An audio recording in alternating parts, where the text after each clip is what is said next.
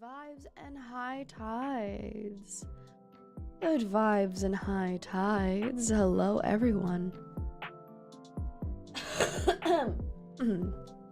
Hello. Welcome in. Thank you very much. I am Globie, Gen 3, Hexokai's Maeve Morveren.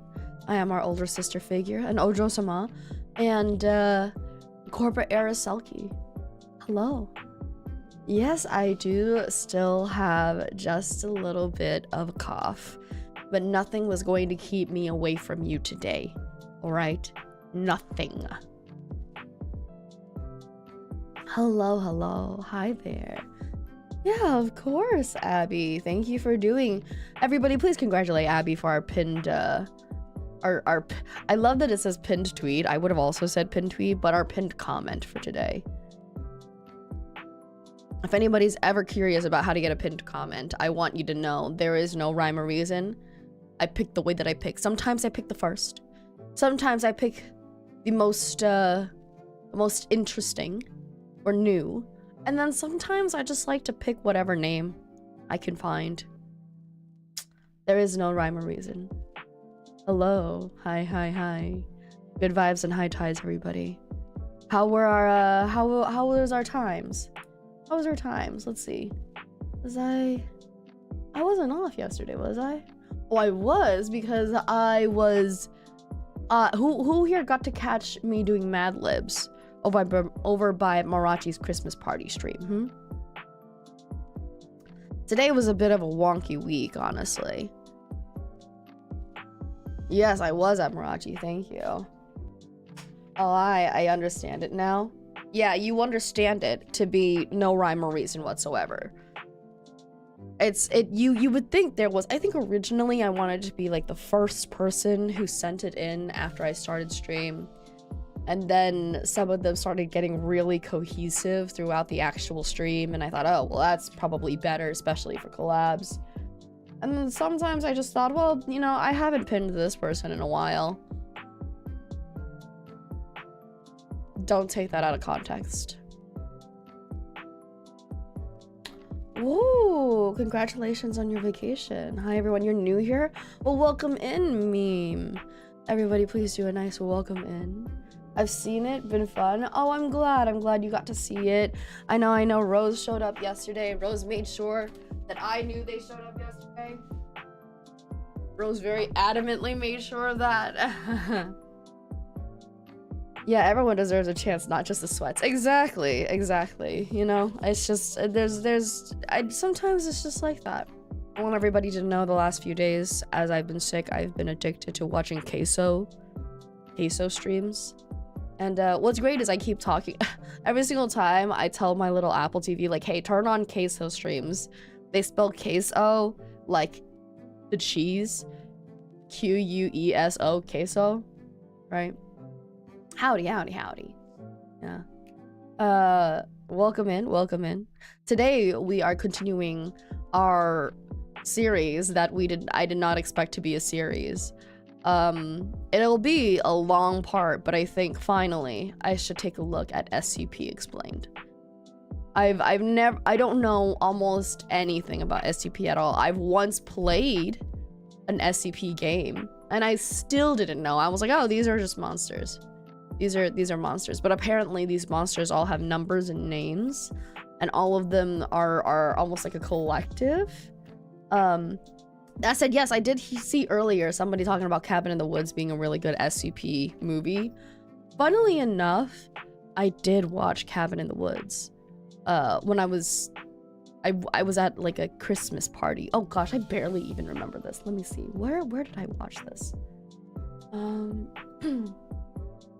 Not a Christmas party. It was a Halloween party. And I think I watched it with a couple of bandmates at the time. And it was only a little weird and awkward. Actually, I don't even know. It might have been a club thing.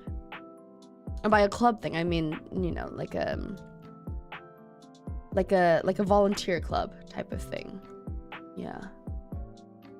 Maeve, can you believe that it's 5 days till Christmas? Oh, don't remind me. I have not finished my Christmas shopping. As a matter of fact, I might have to finish after tonight.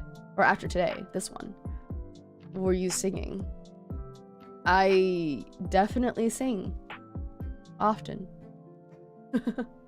Greetings, Funtime Freddy. But, and so, it was really freaky all at once, but what I do remember is, and by the way, there is spoilers, and if you're upset about it, this movie has been out for like 20 years, so don't be. Maybe like 15, something like that.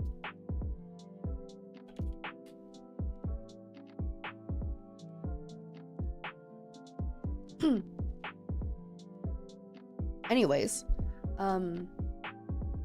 yeah, so I remember the doors all opening at the end.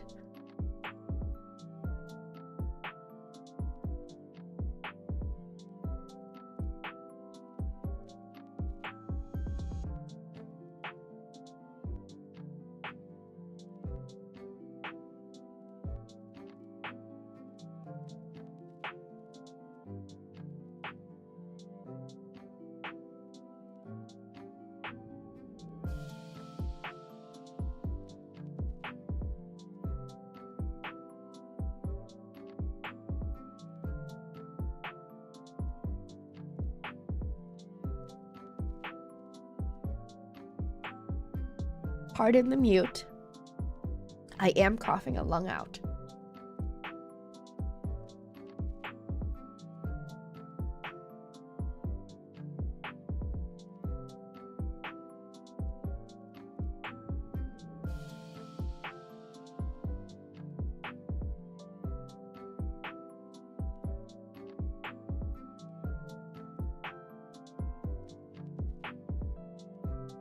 Trust me, this is not a Tuscany moment. It sounds terrible.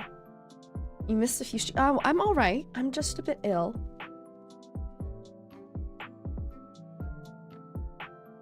I have a cough. Just a bit of congestion, but no chills or anything. So it's not a fever. If it was a fever, I would be out of commission completely.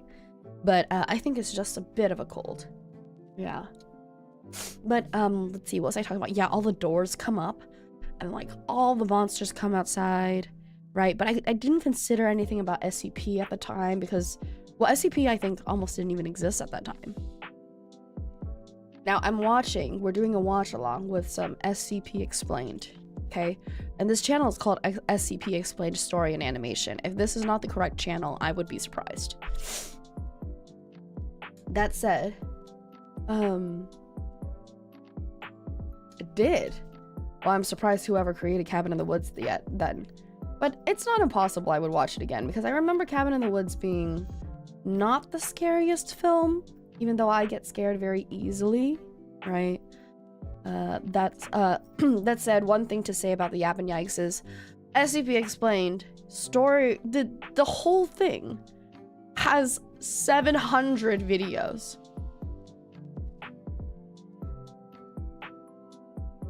700. We are not going to watch 700 for every Yap and Yikes. In between all of our SCP Yap and Yikes, I will be doing a different Yap and Yikes. Oh.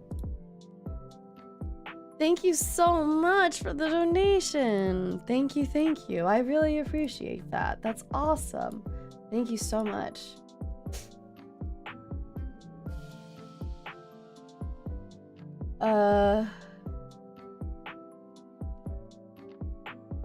I don't know any of those SCPs, but I believe in bridge trolls and bridge haunts, so it definitely makes sense. I don't even know where Carthage is. It would take years to watch all of those videos. Yeah, so we'll enjoy an SCP selection per. I mean, the videos are 13 minutes, which is great, but we'll enjoy an SCP selection for one of the Yap and Yikes, and then we'll go do something else for a Yap and Yikes, and then we'll go back to an SCP, because Yap and Yikes is now one of the more popular series, I feel. I love that everybody has like a favorite SCP. If I ever get the chance, I think as we go, we could probably start like ranking them too. Ranking the SCPs that I know, right? I think that would be fun. But till then, let's get started. SCP tier list, exactly. By the way, thank you so much, Soup, for that donation. I very much appreciate it. I want you to know I had you earlier this week. I had Soup. Maeve, do you recognize the bodies in the water? Yeah. That's me. I'm a body in water.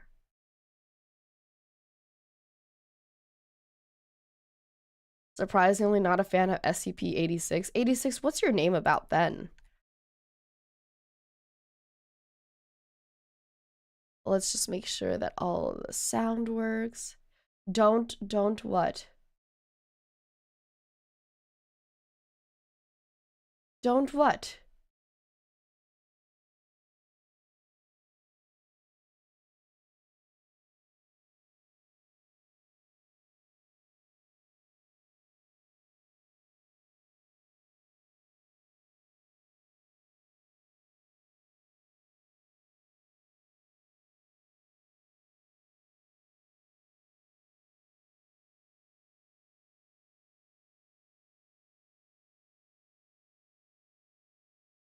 Okay, to be fair, that was just me trying to spit a bit. Great.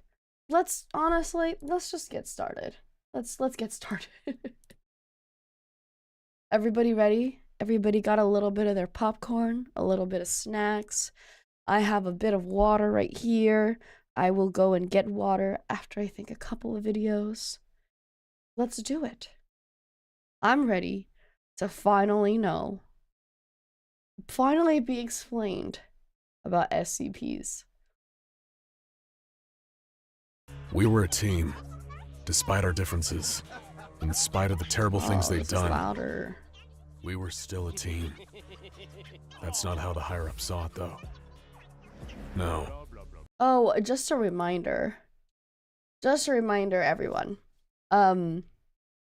This is called Yap. Funnily enough, I've gotten comments on my last Yap and Yikes stream with Skibbity Toilet, and they said, try not pausing as much. My dude under the sun, amongst the men of all of us. It is literally called Yap and Yikes. I wanted to reply that also. I wanted to say, hey, by the way, it's called Yap and Yikes. But then I was like, is it really worth it? No. Anyway, it's called Yap and Yikes. If you want to watch this series without me ruining your time, okay, go watch it on your own. This series is SCP Explained Story and Animation. They have a whole playlist. Skibbity Toilet has its own playlist. Okay, go do that. I'm here to provide opinions, pauses, thoughts. You're welcome. So, by the way, you will get a lot of pauses here to explain. Okay, perfect. Let's go. The guys upstairs with their perfectly pressed shirts. For them, we were judged by our level of expendability, and they knew that our next mission was a death sentence.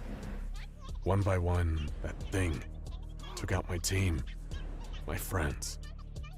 Snapping their necks. I thought that they were quickly prisoners, actually. No sooner did I hear the scream, they were dead. We had been used. I'd been used. Ooh, whoever's doing the voice acting is good. A plot that was sanctioned by the bosses and approved with a blood red stamp. Why did they do it? I'm still trying to figure that out. Maybe that's something you can tell me after you hear how these so-called scientific men left us in the cell. And in the hands of SCP-173. Oh, so For me, it had been the best of times. It's like a lab thing. Like a lab rat thing. I've quickly risen through the ranks at the facility. The worst because, well, I'll get to that. I was never the best student. I finished What? high school by the skin of my teeth. Okay, now tell me about My the job SCP. prospects looked I mean, bleak. I know I should care about you, but But I tell was me about lucky, the I guess. SCP. Or at least I thought so at the time. You see, I have an uncle Siegfried who did some work for the government. Siegfried. That I sounds never actually familiar. knew what he did, just that it was secretive work. I used to imagine he was some sort of super spy, so you can imagine how excited I was when he found out I needed a job and he offered to help me out. I couldn't believe it. Wait, so SCPs is like a government thing?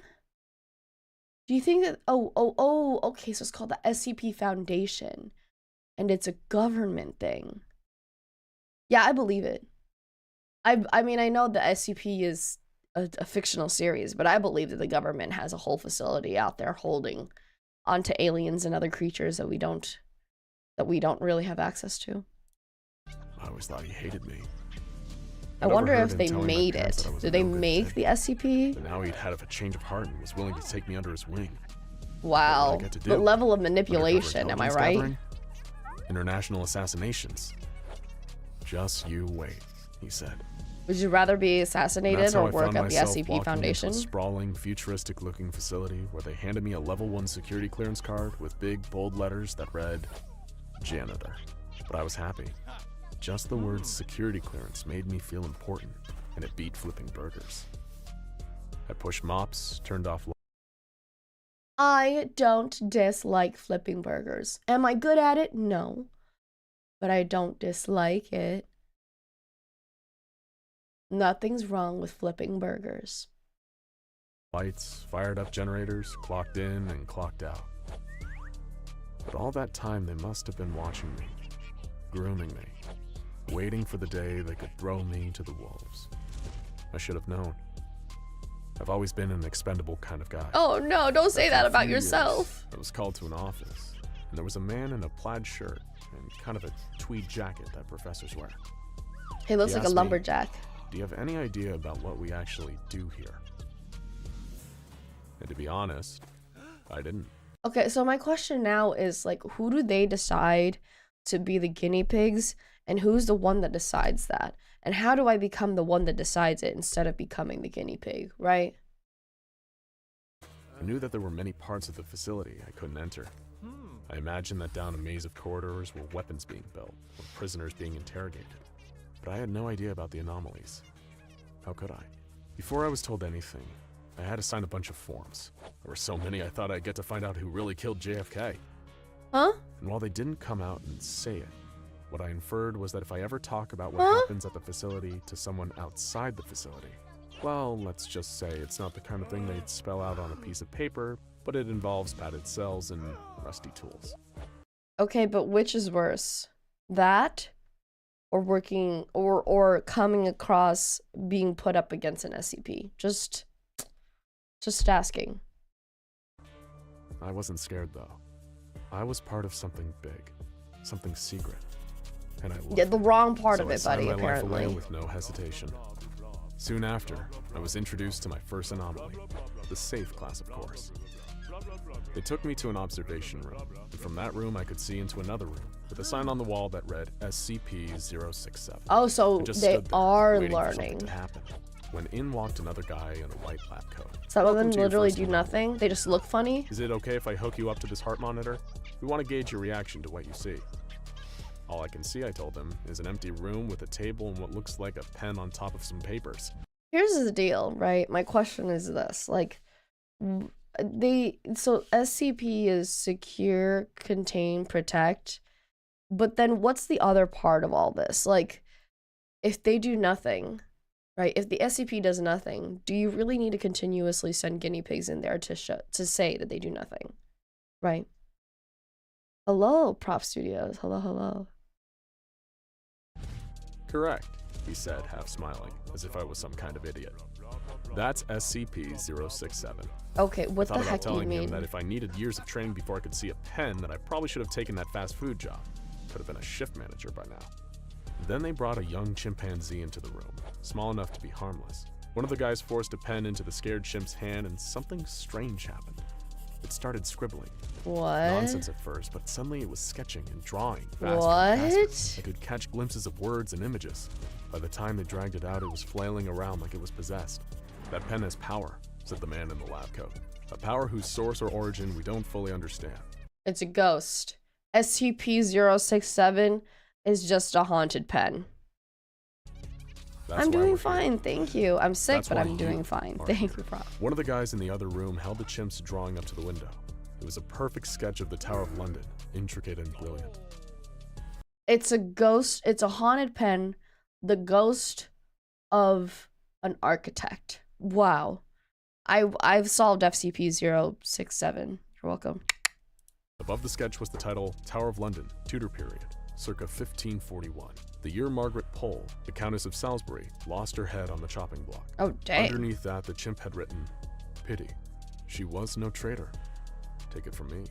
I was there." See? Ghost. They didn't need to look at the heart rate monitor to see that I was Ghost. What'd I say? That was far from the only anomaly I'd come into contact with, and I must have been doing something right, because in time I went from level 1 to 2 to level 3 security clearance, and that's when they made me a containment specialist. I won't bore you with all the who is details, they? but as I you want can to guess, know. I dealt with the containment of anomalies. A lot of my time was spent looking through small windows and cell doors, making sure that whatever was inside and still in one piece. Other times I worked with field agents when anomalies were brought in, a transition period that the arrested freaks didn't much like. There was one certain anomaly though. Are they saying that that person was an arrested freak? Is that what you're saying? Because that... Huh? That I was tasked to oversee on many occasions. I like to think of it as my pet, but in hindsight, I was its pet. Kinky. Good for you, buddy. This was SCP-173, something that was in what we call the Euclid class, a classification meaning that we don't fully understand it, but know it is very dangerous. We know it's intelligent, we know it's unpredictable, and we know it will kill. I don't know what the silhouette of it is supposed to show. I'm looking forward to seeing what it's supposed to look like, but from what it looks like here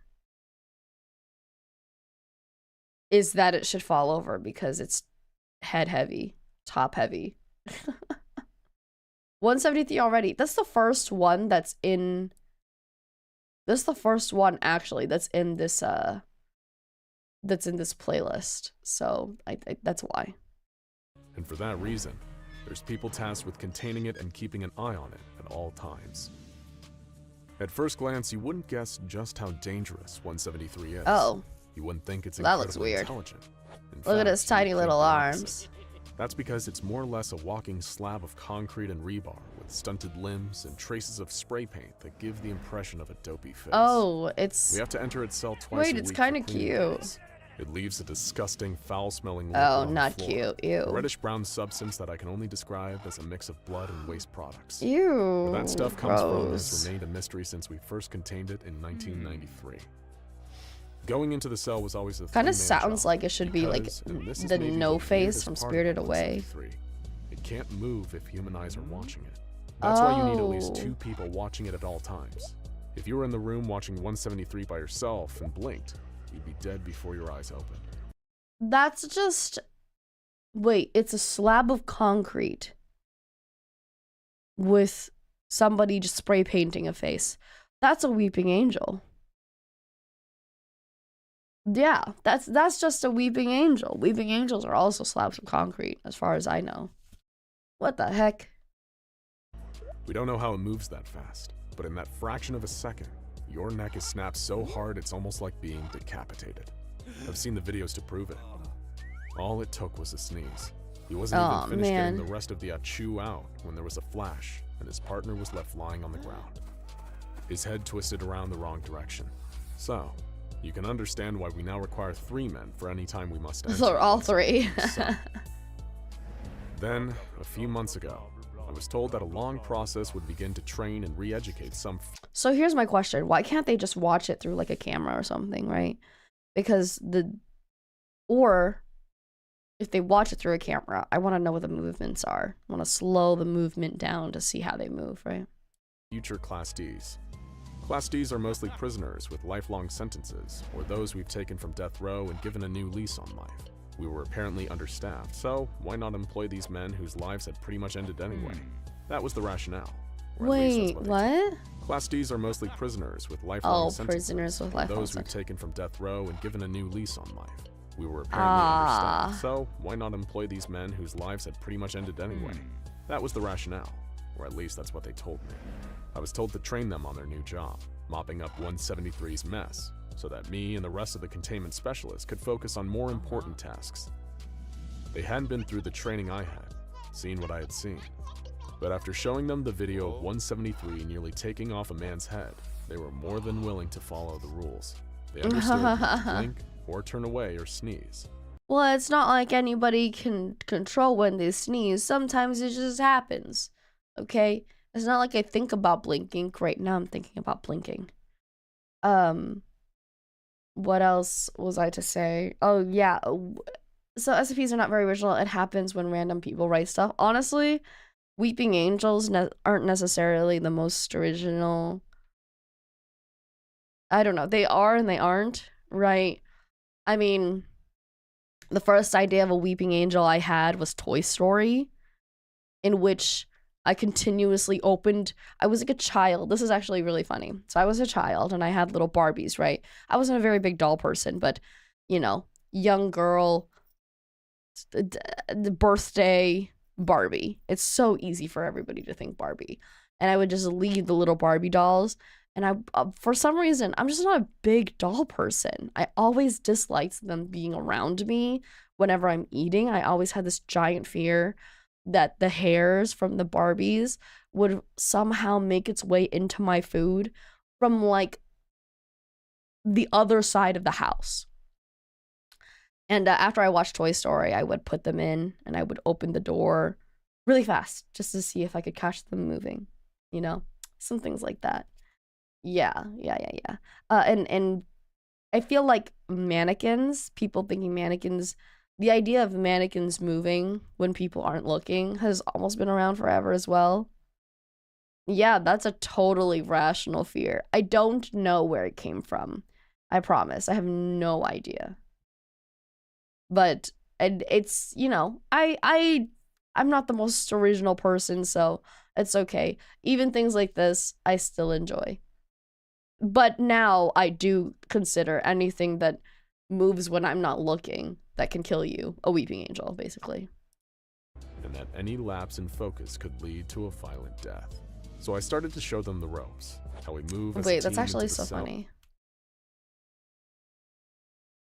To blink or turn away or sneeze, and that any lapse in focus could lead to a violent death. Oh, it's like the see no evil, hear no evil, speak no evil, except with the see no evil. He actually has his eyes like wide open.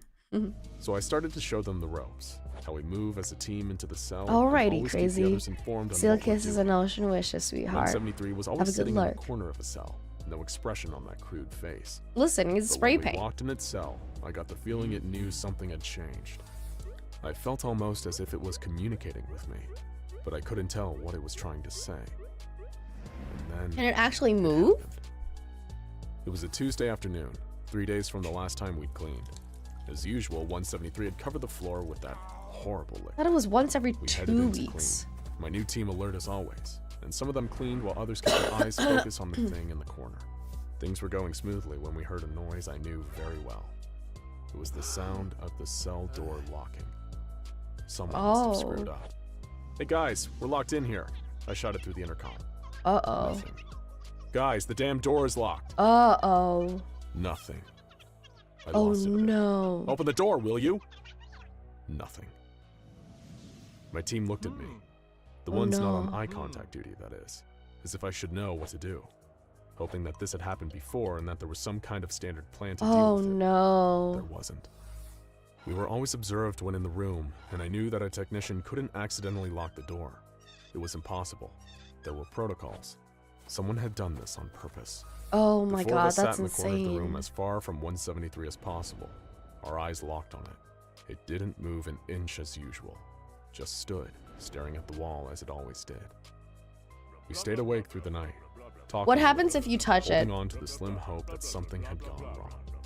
But as night turned to day again, we all began to lose hope. We weren't sent here to clean. We were a test. Totally expendable. Lab rats. Okay, but I but wouldn't then... go down without a fight. We couldn't just stay up forever. That was a death sentence. I suggested that 2 of us stand, 1 sit and rest, and 1 get some sleep. True. Take shifts. True, Couple hours on. Wait, why stand? Why couldn't you all... Oh, I suppose that if you sit, then it's easier to fall asleep. That's pretty... I mean, that's what I would have done in the first place. You didn't even have to think about it. Couple hours off.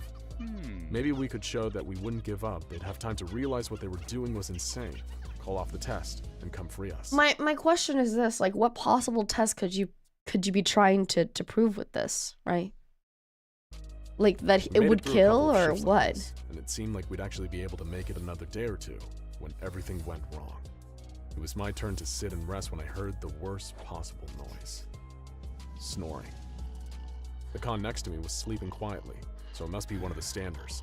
I glanced over for just a split second and saw both of them, leaning against the cell wall dozing. At the same time, I saw the flash. Crack, snap, pop. One after another, their necks were snapped. Oh, shit. I'm not sure. You know what you should have done? You know what you should have done? You should have just backed up to wherever they were, but still looking, right? And then, or like yelled really loudly. That's what you should have done. How it happened, but I was standing again. But I Staring guess at I was... 173, who was now in the corner. Yeah. Dead bodies with their heads twisted around, piled up in front of Oh, me. good God. I couldn't take it anymore. I couldn't stare at this thing forever. I felt myself giving up. I lowered my head to the ground, and then finally broke my gaze, ready to die. And then you didn't. And then, nothing happened. I slowly raised my head back up, and there it was. Its hideous face inches away from mine. It was then that Don't I be understood rude. what we'd been containing, what we'd underestimated. Don't be rude. I felt it again, like it was telling me something. It was telling me to close my eyes, to sleep. Oh, so it tries to communicate. So I did. But as my eyes closed, I didn't see darkness. I saw 173, or something like it, but not in the cell. I saw it outside. What the? world, No, not at all, standing with Rose. children Hello, sleeping dear. in their Hello. beds, Oh my watching. gosh. I saw them hiding in the shadows, staring out at passersby. Then I realized they weren't watching, waiting to pounce. No, they were hiding. Oh. My eyes popped open as the door opened and in rushed 6 security personnel. Uh-oh. They took me outside, jabbed my leg with a syringe, injecting me with something as the world faded away. Incident report. Time and date redacted. Following the experimental forced interaction with Euclid class anomaly SCP-173, subject has ceased responding to external stimuli and appears to have taken on the traits and behaviors of the anomaly. Subject now spends entire day sitting in corner of cell staring at the wall. Oh, is that... Staff are advised to proceed with caution when dealing with subject, as the only behavior they engage in is an attempt to strangle anyone who enters the cell. No treatments have shown any effectiveness, and subject will unfortunately require incarceration, likely forever. This report has been read and approved by Redacted, and Dr. Siegfried Schwarz. Oh my God. It's 3 a.m. and the facility is quiet. Office workers Pause, you... They turned? They turned. They turned. You should chew out Vance for me. He called me Thomas. What the... For what reason? They turned. I wonder what they decide. Oh, now I'm curious, right? Now I'm curious, because what does 173 decide to turn? And what do they decide to kill? Ooh, dang. That's insane. Oh, interesting. Interesting. Okay. Okay.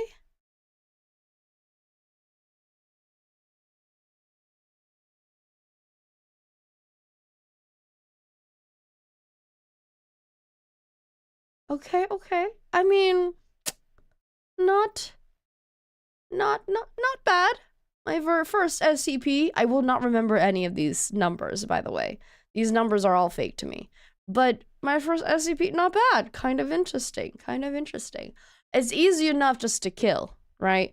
But the idea that you turn, now that's a whole other thing. This one is SCP-106, the Old Man Escape.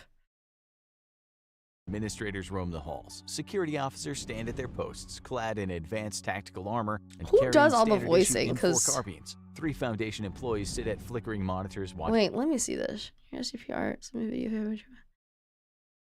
That's so cool. And how many SCPs are there? Can I come up with an SCP? We should come up with an SCP, you guys. Also, do you think that I could do voicing for an SCP? Because I think that'd be for one of these SCP videos, because I think that'd be cool. Watching a live feed of footage from the containment cell of the infamous SCP-106, or as it's referred to by all staff, the Old Man. No Foundation personnel are permitted to travel within 60 feet of the cell for security reasons. Thousands? and Oh, nobody's we could permitted to create an physically SCP. interact Let's with the create an anomaly SCP. without the approval of 2/3 of O5 Command. The observer's eyes itch and sting from hours of unending blue light exposure, but they can't look away. The Old Man is crafty. He might have the insatiable bloodlust of a hungry great white shark. I love that all of this is like, don't look away. You'll die. But it's like, why not just look away if you're not in the cell, right?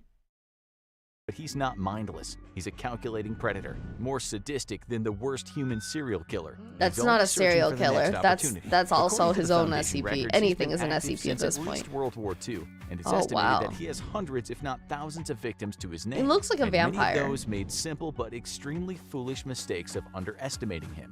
After all, it only takes a few seconds of inattentiveness and the briefest moment of distraction to give him the window he needs. To do what, you ask? Oh, don't worry. You'll find out, just like they did. The Old Man has his nickname for a reason. Most of the time, he really does look exactly like that, an old man. Or more specifically, an old man's decaying corpse. His body covered in Ew. rotten, dark, grayish-black flesh that looks like putrid Ew, meat. Though the creature gross. has been observed being able to change shape, the rot seems to run too deep for the Old Man to ever hide it. Foundation employees that have I observed see. SCP-106 He for also extended changes periods of time shape. have reported seeing it assume the form of grinning, decayed children and women whose rotted flesh barely hangs on their creaking bones. Just seeing the images through a video feed is enough to cause a lifetime of insomnia and other sleep. This is actually very good for inducing trauma, right? Like, because imagine turning into seeing someone and then turning into the corpse version of them. That's a really good way to haunt someone. I'm just telling you.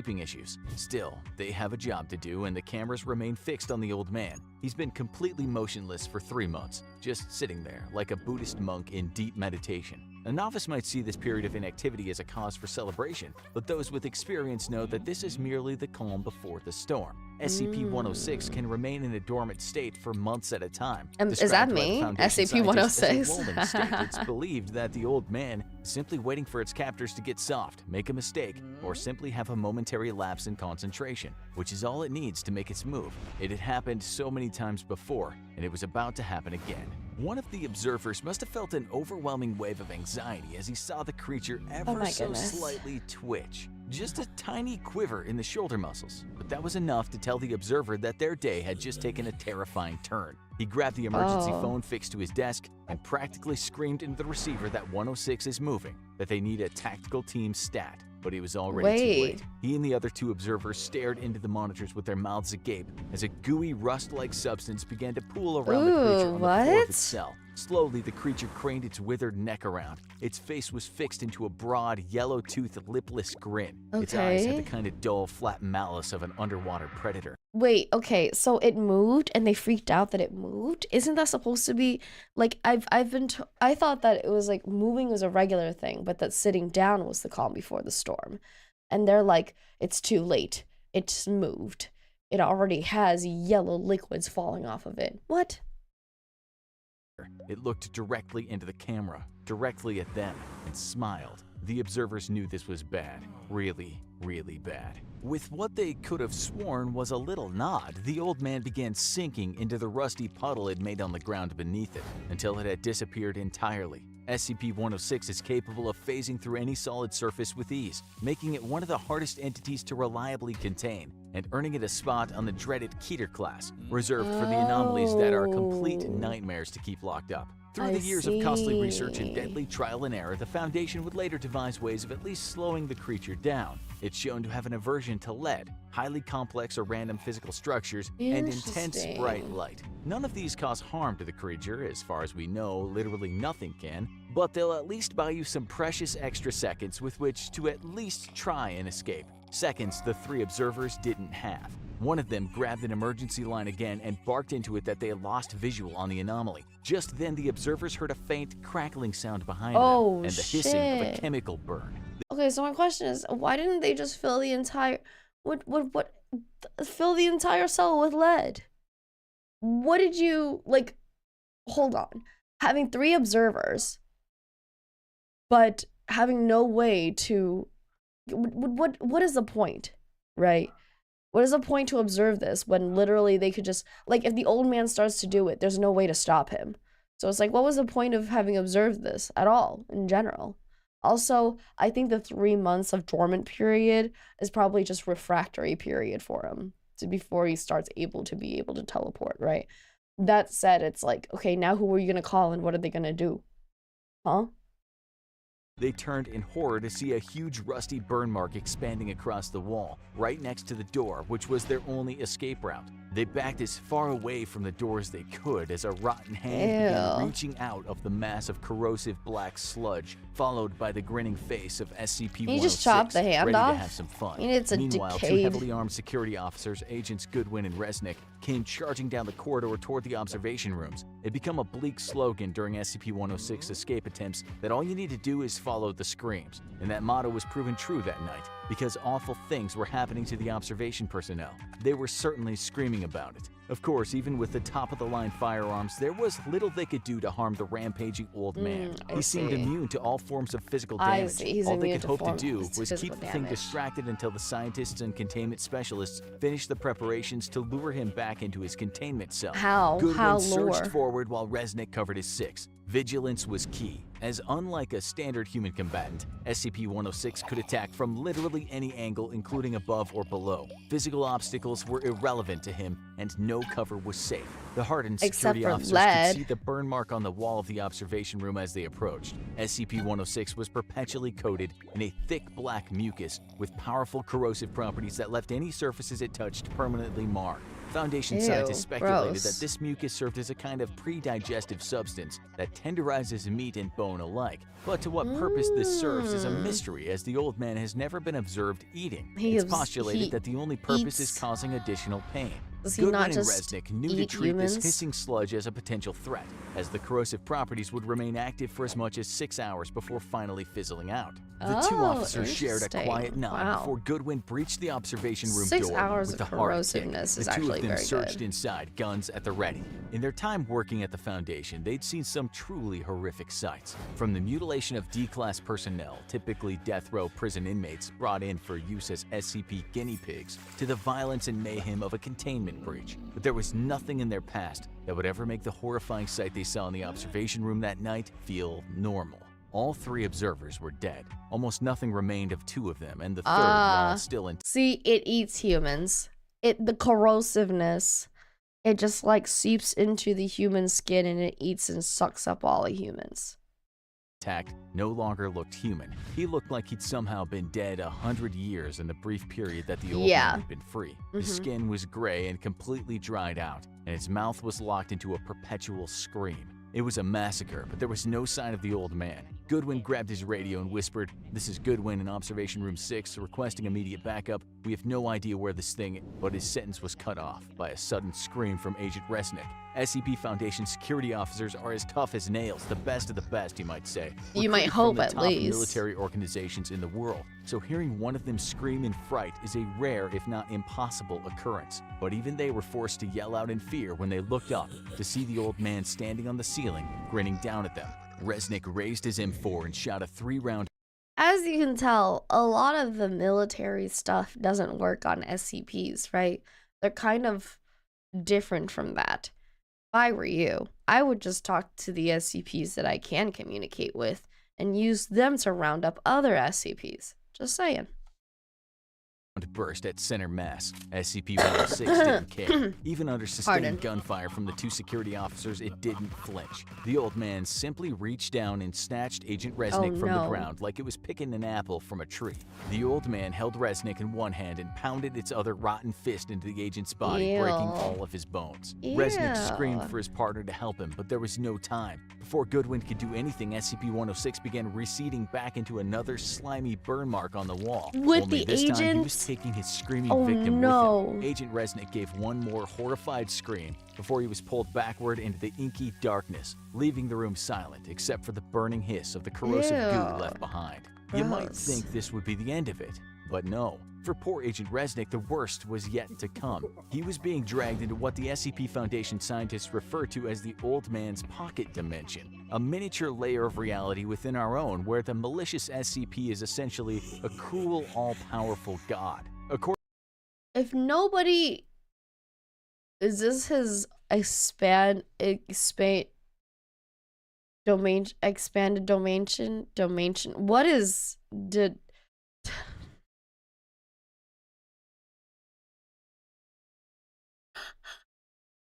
Oh my god. I said expanded domain and instead of domain expansion. Oh my gosh. My brain. Anyways, is this his domain expansion? Also, oh, okay, so there have been some that have actually been through it and stayed alive. Okay. According to witness reports extracted from victims who were taken no, to this not prison, not the prison pockets. The dimension resembles a series of twisting, endless corridors where the old man stalks and tortures his captured victims to the breaking point, manipulating space and time to his own sadistic ends. On rare occasions, the SCP will even release its victims just for the joy of hunting, capturing, and torturing them all over again. While Agent Resnick was learning the true meaning of terror, containment specialists were mobilizing in its cell, preparing the one known tried and true method of luring the old man back, tempting it with the prospect of causing even more suffering. Oh my. In order to do this, Foundation personnel take one of the aforementioned Class D personnel and begin inducing extreme pain by breaking a major bone or slicing a tendon every 20 minutes. The victim's agonizing screams are then played over the facility's intercom, acting as bait for the pain-loving old man. That is even more messed up than any of these SCPs. Because the SCP is like, it's essentially non-human. But humans doing this is insane. This is messed up. That's fucked up. For real. Yeah, I was just going to ask, like, why can't they just record it and then play it over and over again? This is crazy. Screams echo through the facility's otherwise silent halls as the mutilated corpse of Agent Resnick falls from a new scorch mark on the ceiling. The old man can hear the sounds of suffering ringing out through the air around him, and he can barely contain his excitement over the prospect of a new plaything. The snapped femurs, the torn Achilles tendons. It was all too good to miss, having had its twisted fun with the security officers and observers. That's so fucked up. Also, not the Achilles tendons. That'll take years to frickin' heal, if ever. SCP-106 wandered back to its containment cell, where a new screaming victim awaited. The other security officers, containment specialists, and scientists evacuated the area, leaving the old man alone with his prey. While the unfortunate Class D was left to his fate, the rest of the staff commenced cleanup procedures, which mainly involve wiping the brown and black mucus from the walls. It would probably be at least another month before anything like this happened again, and new personnel would be transferred over to the facility to replace the fallen. All in all, just another night at the SCP Foundation.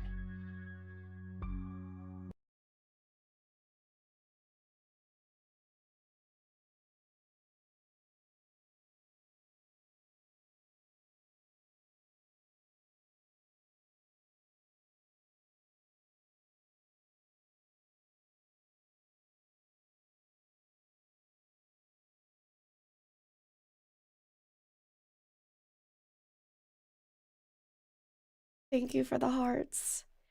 Thank you for the pat on backs. I will be right back to get some more water.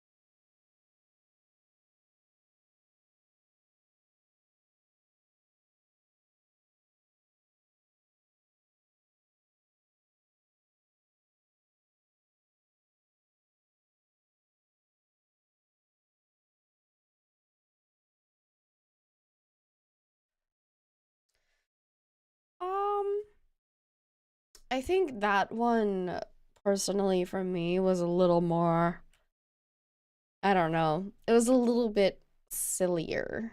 Not silly, just kind of like, well, some of this has a lot of plot holes, kind of type silly, right? That said, I think the worst part about it isn't even the SCP. That last one, the worst part about it was the fact that they literally will torture people for him. And just to get him to come back. So I think this is the popular one, the upcoming one.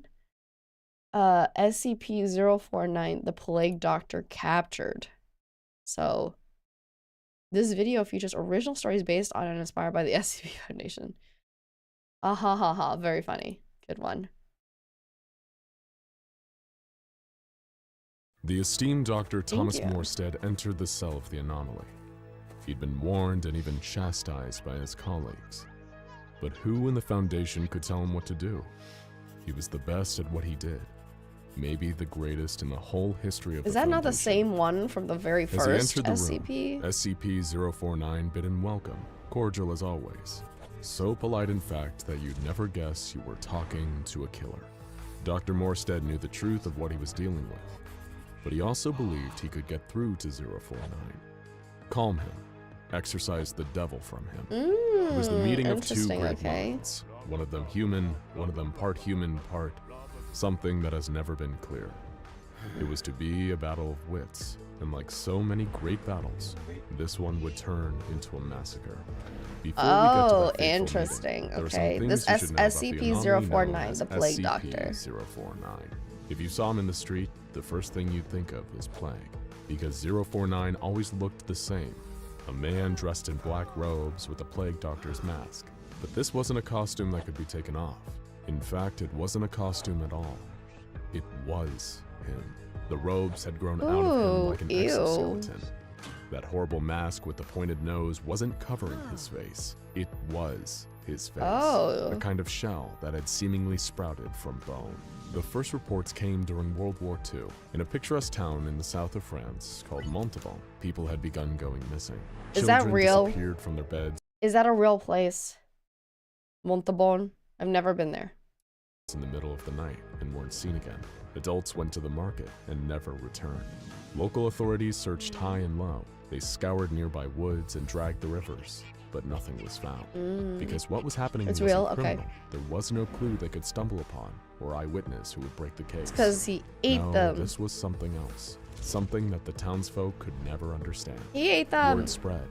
And that's when a search and discovery team was sent from the Foundation.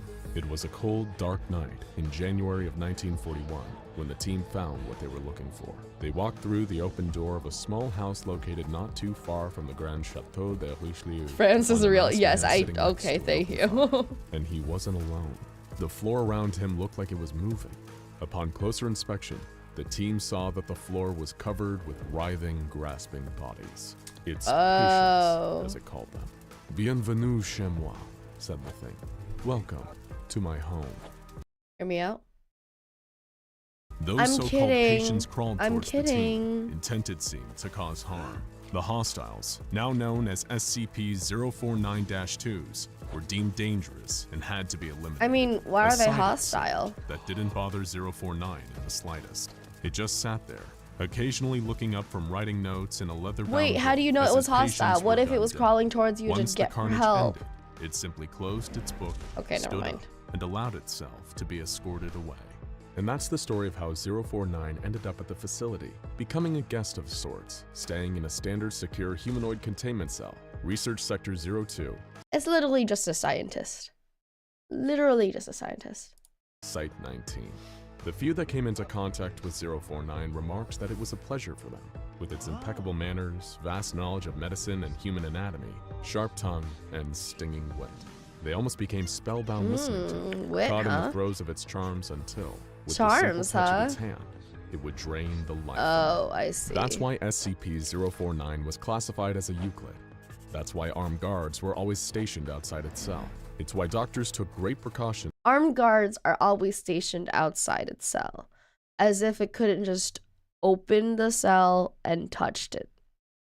And just touch the guard. Also, these armed guards are ridiculous. This idea of armed guards is just ridiculous, right? Because so many of the SCPs can't be harmed by physical things like that. Hello? And you guys figure out something better. When in its presence, and it's why Dr. Morstead should have known better. Remember, when 049 was discovered in France, it willingly went with the team, like it was happy it had been found, as if it had planned its own capture. When it arrived at the facility, it didn't act like it was contained against its will. It was like it was returning home. Initial findings as to the biology of 049 were that it didn't require any sustenance at all, not even water. It seemed content to be left alone with its notebooks. That's because it would never, oh my goodness. You figure it out, right? It drains life force off of other people, and it doesn't eat. Couldn't you assume that it eats the life force off of other people? Am I the only... Why is the SCP Foundation filled with idiots? Some of its notes and gladly handed over its journals, but upon examination, it was discovered that they were written in the language that no linguist or cryptologist has so far been able to translate. It's apparent that 049 derives much satisfaction from seeing so-called experts struggle over its text. Unable to read those notes, a long line of doctors visited 049 in its cell, each fascinated by what they beheld. It was learned that it has traveled the globe. It speaks many languages, but prefers to speak what it calls les langues de l'amour, French. Which is French. It asked for the only language of love. The facility agreed to supply 049 with various kinds, including rabbits, cattle, and even an ape on one occasion. Just like with humans, it could kill the animals with a mere touch of its hand, sucking the life right out of them. Man, it's so crazy. It's so crazy that you could just give them warm-blooded animals. It could touch it, suck the life out of them, and it's never eaten anything else. This is the only thing it's asked for. I wonder if it eats at all. You freaking imagine. But that wasn't even the most incredible part. Soon those animals would rise again, as if reanimated by 049. They would become, for all intents and purposes, the living dead. And they were hostile. After several unfortunate incidents, they were taken from the cell the moment they arose and disposed of in the incinerator. Why don't you just leave it to the doctor? Of 049, who would claim it had cured the animals. Exactly, why don't you just leave it there? The world was sick. It saw plague and pestilence everywhere, and the meaning of its existence was to rid the world of disease. Humans, it said, contained a virus and had to be cleansed. In the first days after arriving at the facility, 049 didn't seem to pose a threat to humans. It was quite friendly, in fact. It seemed aware of the fear it caused in staff, and would often go out of its way to make them feel comfortable and safe. This was a ruse, of course, or a canard, as 049 liked to say. It had no intention to help humans. No, it had come for humans. It wasn't trapped. It had set a trap.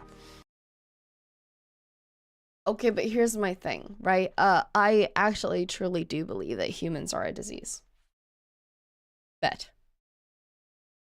One of the first people to truly upset 049 was Dr. Raymond Ham, a well-respected physician that had twice been a contender for the Nobel Prize for his more mainstream work. What had confused Dr. Ham the most was not 049's clothes-like exoskeleton, or even his ability to reanimate the dead, but the bag that it used. 049 was somehow able to pull a seemingly endless supply of surgical tools from that bag.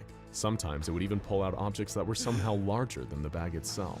It was as if the bag connected to somewhere else. And that's what Dr. Ham wanted to talk about on that fateful day. With 049 on one side of the cell and Dr. Ham on the other, he asked, "How is it that you can produce a great quantity of tools from that bag? I've observed you, and it seems to me that you are doing the impossible." "Dear doctor," replied 049.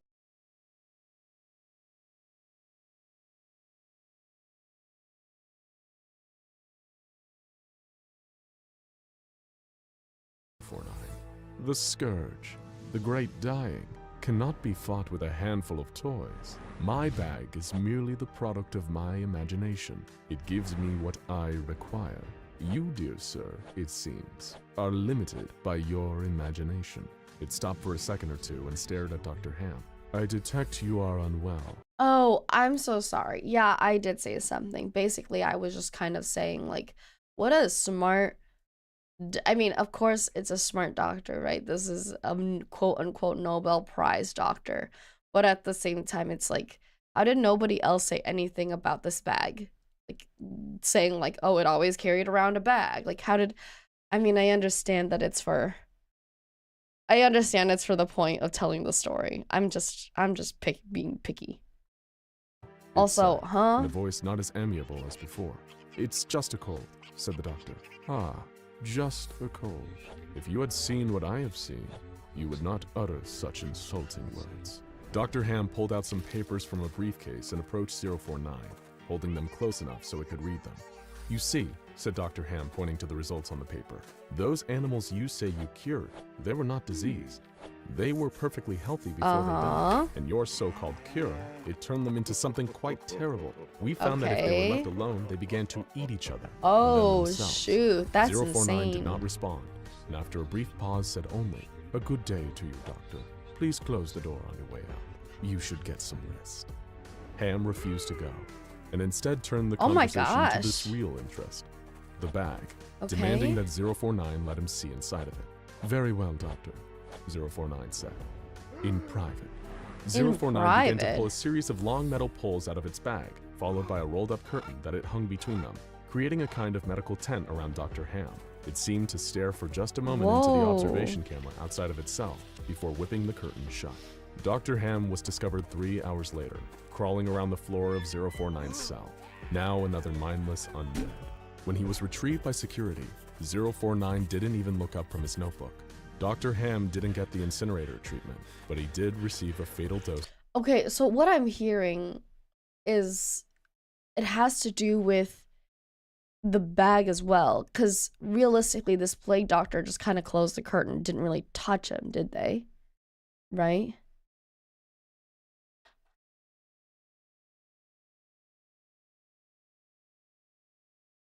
It's yeah. I mean, Of drugs, interesting. And mercy. A removal team was sent to 049's cell, but it had said there was no need for special extraction techniques. It would go willingly, wherever they wanted to go.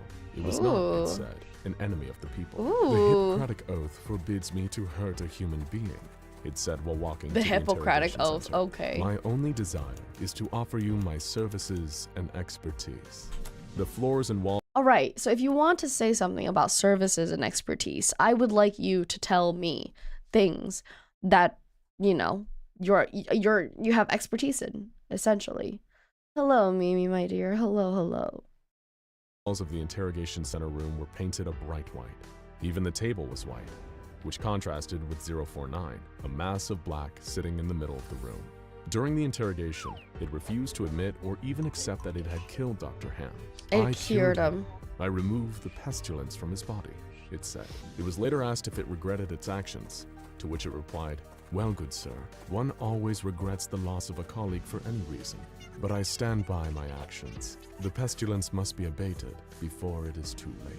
Every 2 weeks from that point, 049 was given animals. The Not the scientists at the facility corgi. observed it time and again, touching the animals, killing them, before producing a saw or scalpel and opening them up. Oh, Organs would be jeez. carefully removed with perfect precision. Oh, It was astounding jeez. to even trained surgeons. Yeah, just we're how learning about talented 049 SCPs. was.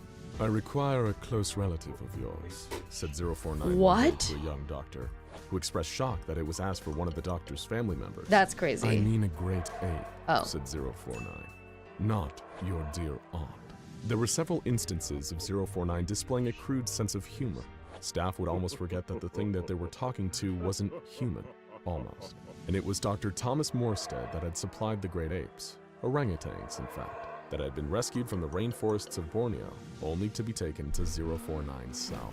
Rescued from the rainforest to take to 049. That is not a rescue, buddy.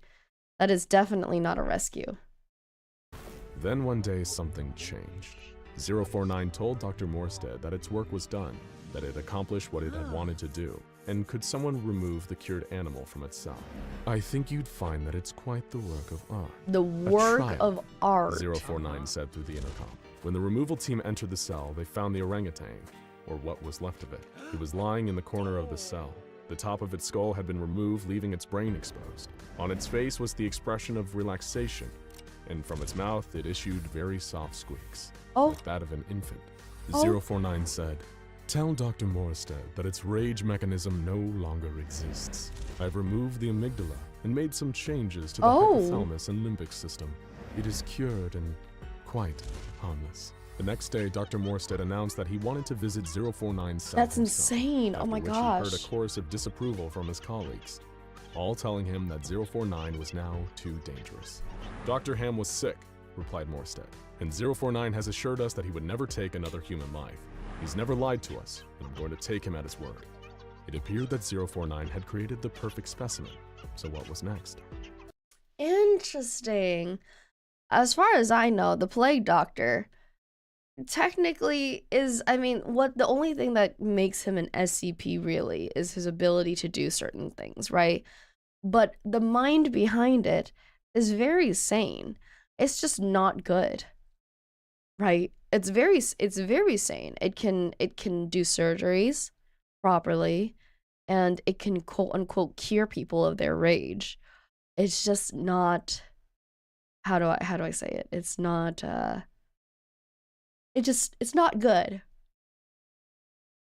Dr. Morstead had to know. Everyone is sick, 049 told Dr. Morstead after the two had talked for a couple of minutes. The great pandemic has started. Fear not, doctor. I have a cure.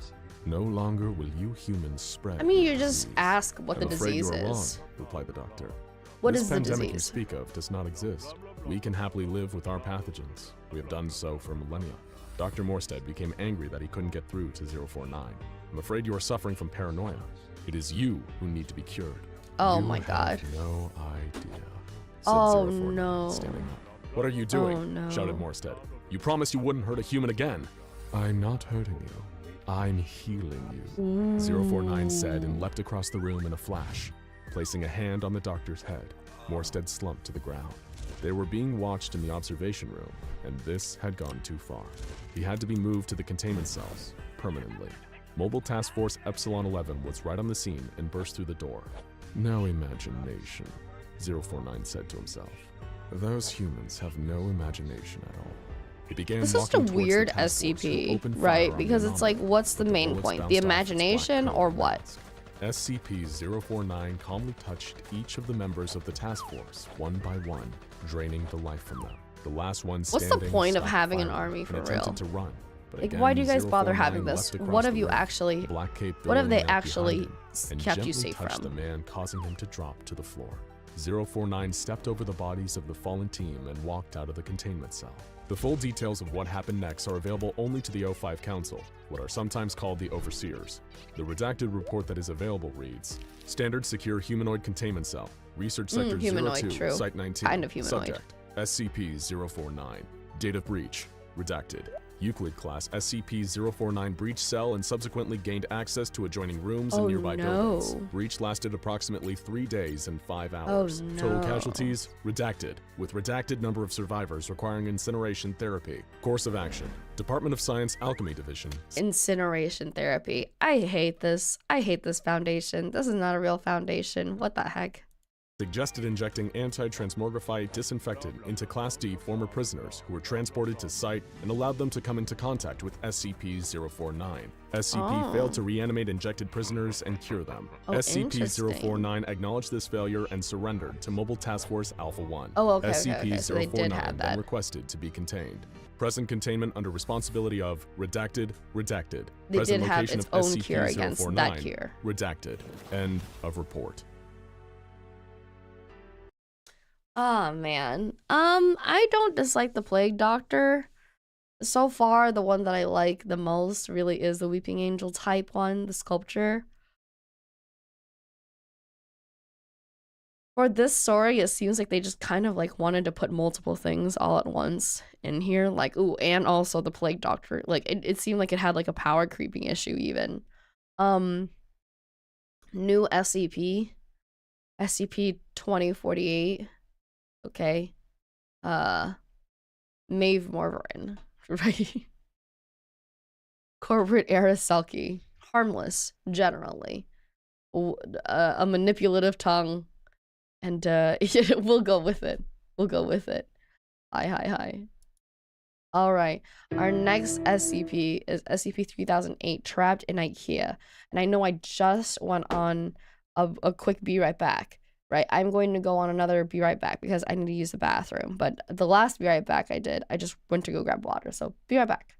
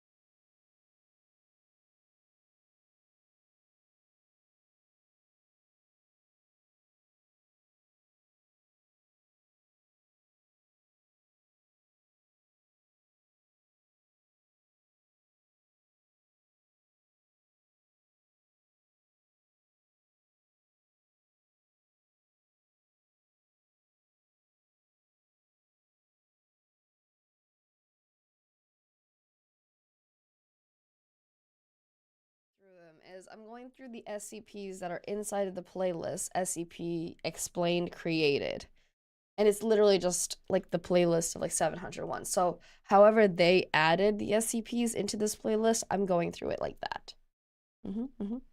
Alrighty, moving on.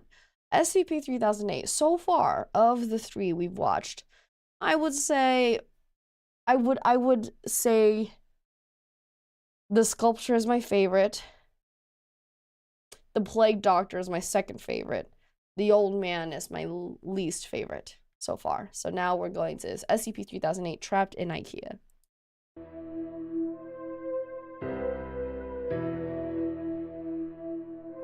On March 15th, 2011, Martin Sims was wandering down the streets of Carson, California. His clothes were ragged, he was filthy, and gibbering like a madman with a full beard and long, unkempt hair. His body was covered in scars, but he showed no signs of malnutrition. What made Martin's sudden appearance so remarkable? He'd been missing for 3 years. Dang. When he was interviewed by police, they asked him where he'd been all this time. They couldn't believe his answer. He'd been trapped in an IKEA since 2008. But That's actually this so was no sick. ordinary IKEA. This was a Tell me IKEA legitimately like reached out and was like, hey, you guys need to stop doing this.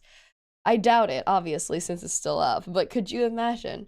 Could you imagine if IKEA, unless IKEA, like, if IKEA saw this and was like, yeah, let's just keep letting it happen, it's a brilliant marketing tactic. Okay? Let's just say that.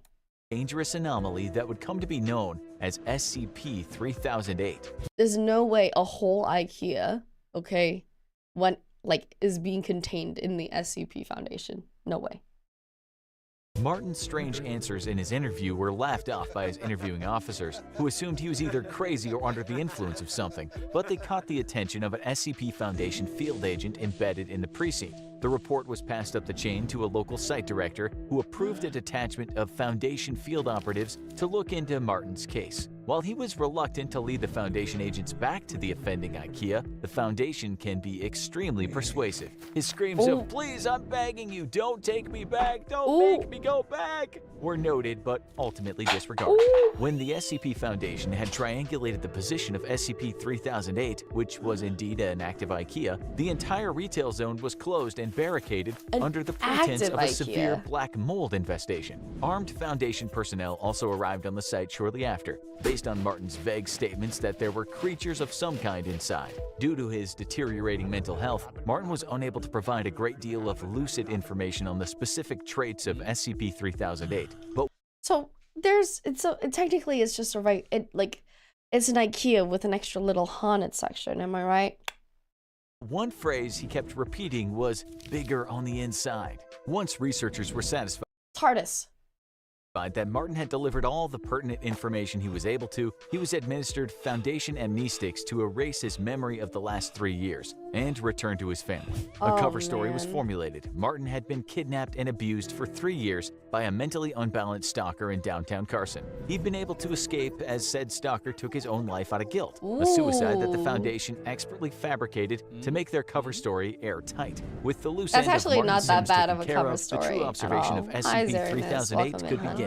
A base set around the perimeter of the mysterious IKEA kept a 24-hour watch on the building, covering all potential entrances and exits. No exploratory missions had yet been approved by the Foundation Ethics Committee, so they first wanted to perform a week of external observation to see if any of the store's anomalous properties extended beyond the confines of the building. I mean, you After a don't even week know of the nothing, anomalous it appeared they did properties not. of The whatever's local site inside director of the approved of building. the use of 20 disposable Class D personnel to explore the interior of SCP-3008. The D-Class operatives Okay. Let's talk about this real quick. Is it not? It's just a terrible, cruel thing, right? To give these Class D death row inmates, like, it's better to just give them death than to put them through this torture, right? So I believe that we should have 2 different types, right? Depending on what, well, I suppose it's death row, so they probably all are terrible or something, hopefully. would be split into 4 squads of 5 men, Alpha, Bravo, Charlie, and Delta Squad. Each would be assigned a different quadrant of the store and would deliver information back to the control team on site. You need that via many a live quadrants, audio and funnily video enough. link. 3 IKEAs of are the 4 gigantic. teams upon entering the store reported nothing out of the ordinary. Neither the audio or video they were sending back indicated anything different from a standard IKEA store, from the flat pack wardrobes to the Swedish meatballs. Team Delta, however, meatballs. suddenly began experiencing a scrambled audio and video connection. Shortly after, communication with Team Delta dropped off entirely. Oh, They shoot. disappeared somewhere inside the store and haven't been seen since, with one notable exception. After the disappearance and the extraction of teams, Foundation researchers classified SCP-3008 as Euclid because its anomalous properties were at least confined to the interior of the store, and even then Oh, seemingly so not the entire interior. Euclid is like, what, Euclid is scary, it's bad, but it's not the worst. Is that correct?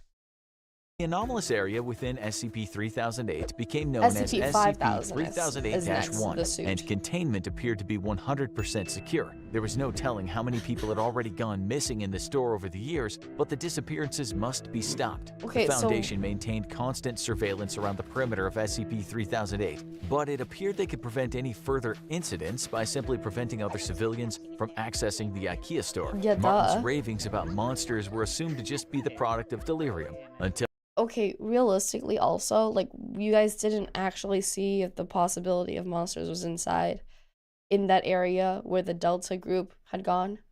a surviving member of Delta Team suddenly reappeared. The date was November 3rd, Oh. 2011. It was a cold night, a few hours after what would have been closing time if the store were still active, and 7 months after the extraction teams had disappeared somewhere in the confines of SCP-3008. There had been no anomalous activity outside the store since the perimeter was first secured. There's no anomalous activity outside at all. Stop wasting your resources and putting people out there, okay?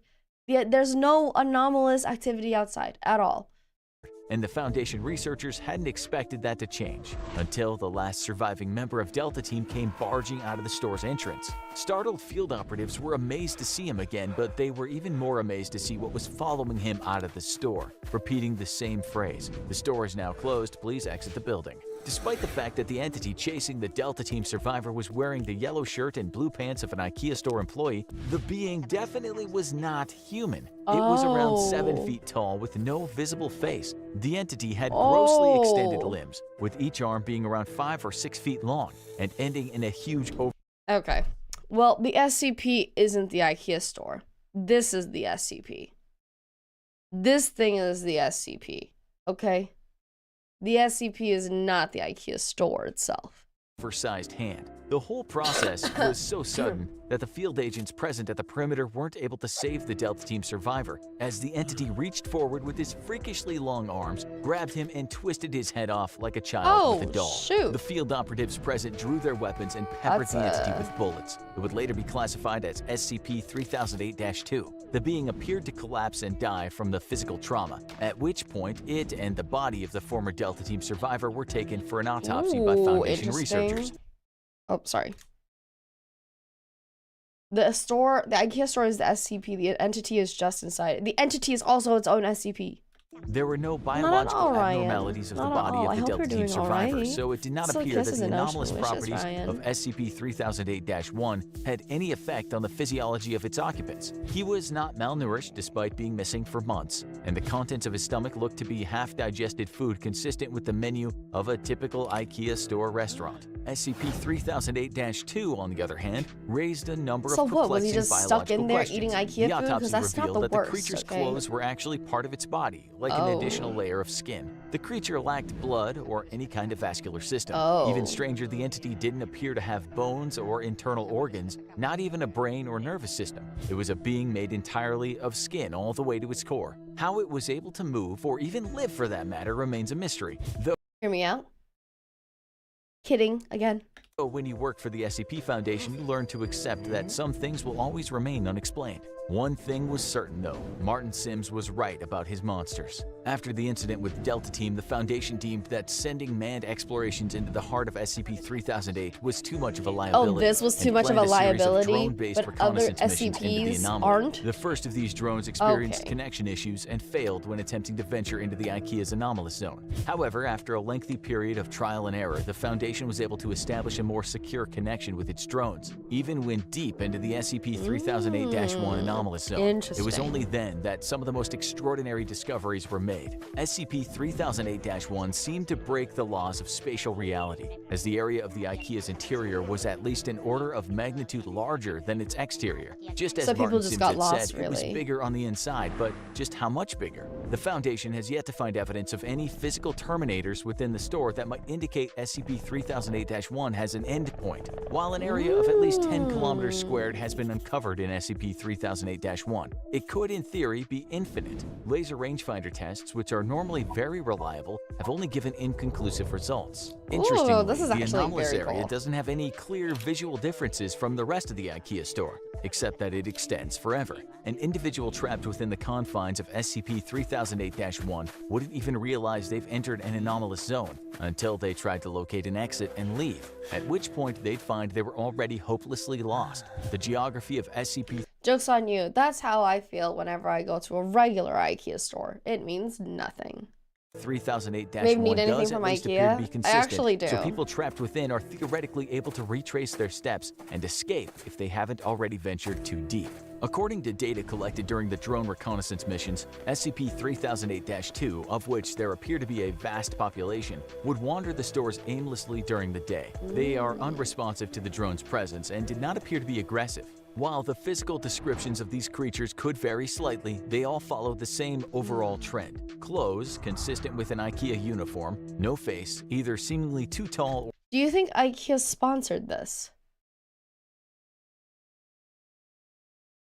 Or too short, and limbs that are grossly out of proportion with their bodies. As the Foundation began sending drones deeper into SCP-3008-1, they found another incredible discovery. There was an unknown population of humans trapped inside IKEA's anomalous zone, and these people had used the IKEA furniture around them to create entire settlements and towns within the store. There were several of these towns, all of which seemed to cohabitate peacefully. Even Foundation personnel found this development in their research to be truly extraordinary. Since SCP-3008 was first identified, there have been only 14 civilian escapes. Some had been trapped inside for months, others had been in there for years, some far longer than Martin's 3-year stint. While every one of these escapees has eventually been released back to their home, after a liberal application of amnestics and a proper cover story has been devised, the Foundation interviewed each of them extensively first. According to each of these escapees, the people trapped inside the IKEA have built an entirely new society across the various settlements. Oh, that is contrary so to the Lord of the cool. Flies' expectations of a group of people isolated and afraid, Oh, there's that is immense so cooperation cool. between the trapped civilians. Oh, that is so so cool. I'm sorry. I mean, I understand it's like creepy and scary and everything, sure. But this is so cool. Genuinely.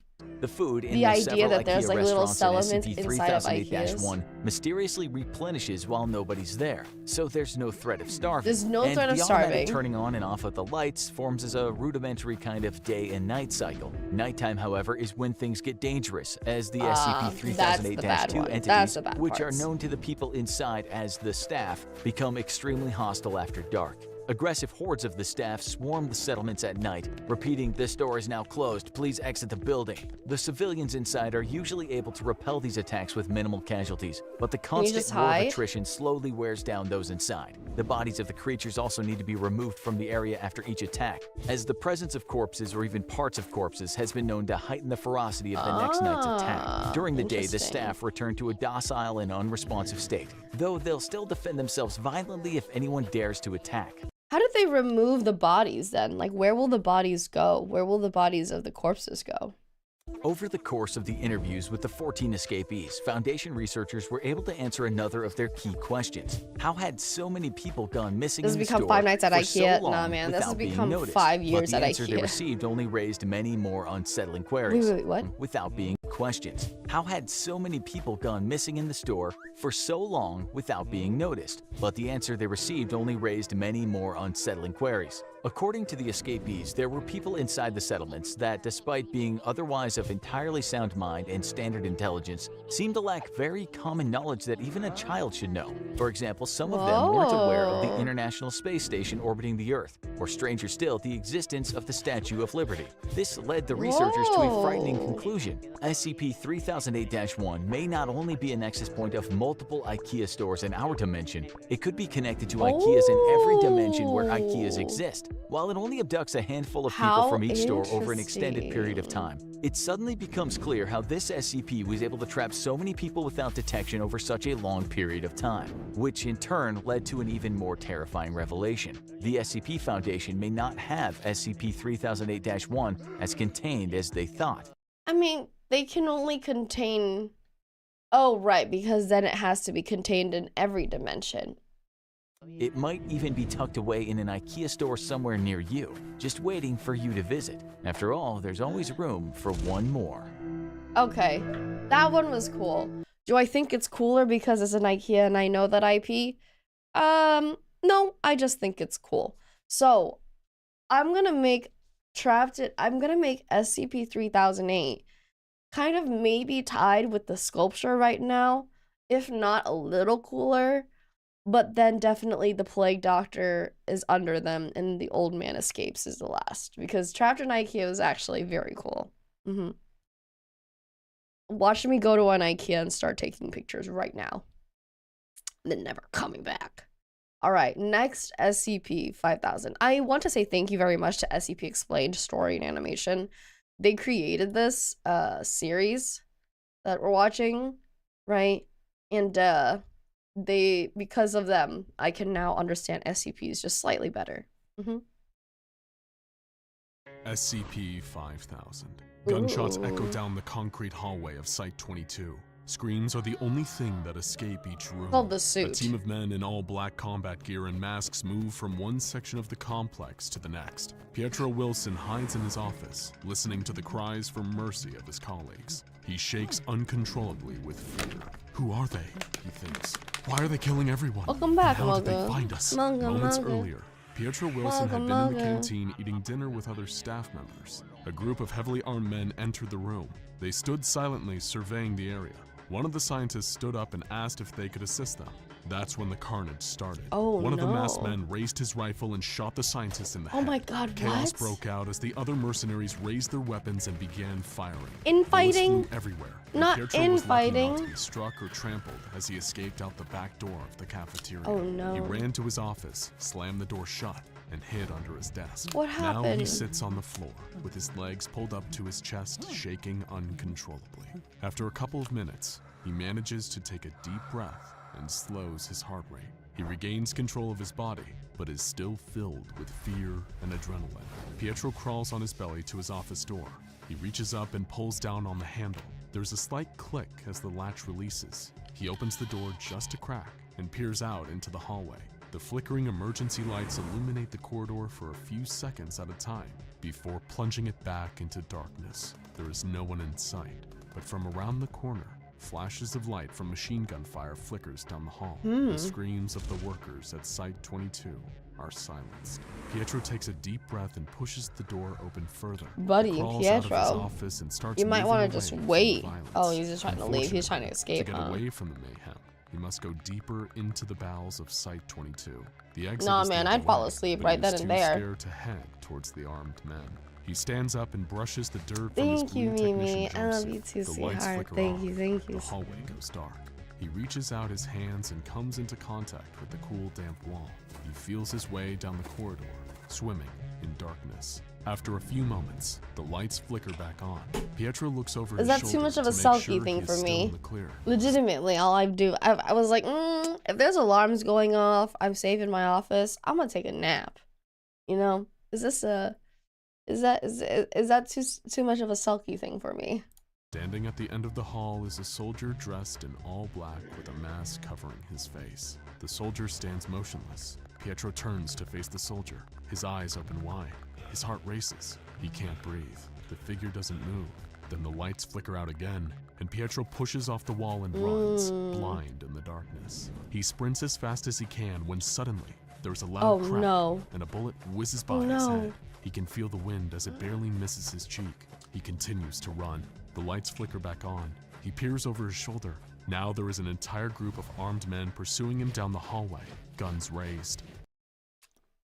This reminds me of the other Doctor episode. The one with the mask, right? Are you my mummy? Right. Where they like, because it's called the suit. I can only assume that the suit is what makes it bad. Hello, good morning, Yansha. Good morning, good vibes and high tide, sweetheart. Thank you so much for the lovely, funny zooming picture. I very much appreciate it. Miss you too, sweetie. He turns the corner of the hallway and proceeds down a set of stairs further into Site 22. At the bottom of the stairway, there is a short corridor with a door at the end of it. There is nowhere else to go. He pulls a key card out of his pocket and fumbles it. The card falls to the ground. Pietro bends down to pick it up, and as he leans over, a bullet whizzes past where his head had just been. The projectile embeds itself into the metal door. He scoops his keycard up off the ground and shoves it against the scanner. The door unlocks, and he dashes into the room. He quickly turns and shuts the door. It locks automatically. The last thing he sees is the assassins running towards the door. The lights flicker on in the room where Pietro stands. The room has only one door, no windows and no vents. That's the same thing as your office. You should have just taken a fat nap. I don't know what to tell you, my dude. It is completely isolated. In the middle of the room is SCP-5000. He knew there was an SCP in this room that was designated SCP-5000. Oh, so they're not, that entire thing was just exposition to meeting SCP-5000. Well, in that case, what the heck is going on with the armed bodies? Why are there armed bodies killing the other scientists? That's weird. But he never knew what it actually was. Here he is now, staring at it. A strange-looking mechanical harness hanging in the middle of Is that RoboCop? the room. Suddenly, loud banging at the door fills the room. The armed men are trying to break in. It is only a matter of time before they pry the door open. With nowhere to go, Pietro Wilson knows that he is dead. He looks at SCP-5000 and shakes his head. "What do I have to lose?" he says out loud. "Only your life," a voice in his head responds. He walks over to SCP-5000 it's your life regardless. and pulls it down from where it is hanging. It is heavy. On the mechanical suit are symbols he does not recognize. The only thing he knows about the suit are rumors he's heard from others who work at Site 22. Supposedly, it first appeared in a flash of light in the containment chamber of a Keter-level SCP at Site 62C. The designation interesting. Of this Keter was SCP-579. Wait. Pietro knows is that It appeared with the other SCP or to the other SCP. It didn't appear at all. Like, they didn't have to go find it. That's even more suspicious. That's the most suspicious thing in general. What the heck? One at Site 62C was slaughtered when containment was breached. SCP-5000 was found deactivated next to a pile of bodies. He slips on the harness and as if it has a life of its own, SCP-5000 begins to adjust itself to the exact dimensions of his body. The suit God, I wish that grows were and my snakes clothes. across his skin, wrapping every appendage in armor. Then it begins to tighten. Oh. Pietro Wilson starts to scream as SCP-5000 Oh. envelops him. The suit rises up the back of his neck and encases his entire head, silencing his screams. Yeah. The door to the room blasts open from a controlled. Now it's taken over his body, and it's gonna go ahead and use that for his for its gain. But it definitely does remind me of that one episode of The Doctor. Are you my mummy? Explosion. As the dust and smoke settles, the masked men enter the room. The idea that the suit just showed up to other SCP rooms kind of reminds me of like stands, like JoJo stands, and how they just happen to find each other. They're all like pretty much how do I say that, related to each other, or they all find each other more. Their flashlights move from side to side as they search for the elusive technician who had just entered. There is no one in the room. All that is there is an empty rack in the middle of the chamber. The men fan out, but there is no other exit. The room is just a solid square of concrete. They're baffled. "Where did he go?" one of them shouts. Pietro Wilson had blacked out from the pain of the suit attaching to his body. He comes to, still standing in the middle of the room. All around him are men in black combat gear. They are searching for him. He holds his breath and closes his eyes, but the gunshots never come. He opens one of his eyes and looks around. Why haven't they killed me yet? He thinks. He slowly can't turns see his you. head as men walk by him with their guns raised. He hears someone say, "Where did he go?" "I'm right here," he thinks. "Am I dead?" Pietro looks down to see that his entire body is contained within SCP-5000. He lifts his hand and waves it in front of his face. He is still clearly alive, but it seems as if the killers can't see him. He walks up to one of the mercenaries and waves his hand in front of the man's face. There is no reaction. "The suit made me invisible," he thinks. Pietro looks at one of the men to see if he can find out who they are and why they have killed everyone at the base. Yeah, exactly. On the sleeve of the man's jacket are the words Zeta-19. He's never heard of Zeta-19 before, but they must be part of an organization that is trying to undermine the SCP Foundation. The men continue to search the empty room, clearly confused as to where the tech. I can't imagine whether or not the suit is using him as a tool, or he's using the suit as a tool. Suit's pretty cool though, so far. Technician went. Pietro weaves his way through the group of men and back out the door he had entered from. On his way through the wreckage that used to be a door, Pietro Wilson trips on some debris. He reaches out to steady himself, but he is falling. He closes his eyes, knowing that as soon as he hits the ground, all of the men hunting him will be alerted by the sound of his fall. But the impact never comes. When Pietro opens his eyes, it is as if he is hovering just above the ground. He looks down at his feet.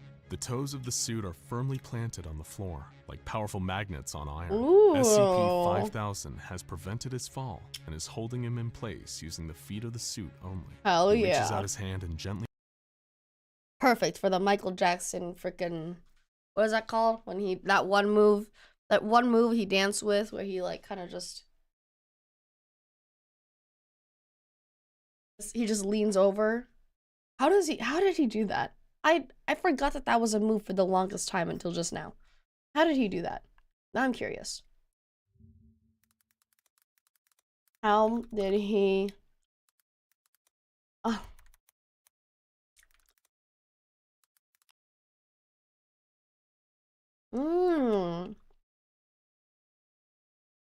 His shoes had a V-shaped slit in the bottom of each heel and were latched to a metal peg driven into the ground. Ah, smart. He has really good core strength, and it was a special shoe. Good to know. Well, I didn't realize Michael Jackson had good core strength. He places it on the ground. He pushes himself up to a standing position. He turns to look back into the room. The men are still in there searching for him. Somebody Pietro had to makes have his like way thought back of it through and then Site told him, and 22. he was like, "That's He too walks by sick." his office and proceeds towards the exit of the facility. Whoever As he thought of it, passes the please labs call and me. other rooms I at need Site 22, cool all he science finds is projects that look like carnage. magic as well. Everyone has been killed. An extra bullet has been placed in each person's head to What make the sure. hell, man? It It's seems messed that up. the only mission these men were on was to kill everyone and make sure they stayed dead. He continues towards the exit of Site 22 that is guarded by two men. As he approaches the two heavily armed men, Pietro makes sure to be as quiet as possible. This is not a difficult task, as the SCP-5000 has given him stealth capabilities. He notices that even his footsteps aren't giving off any sound. Wow. It is almost as if the suit is allowing him to glide across the floor. He is almost to the exit. Then he will be home free.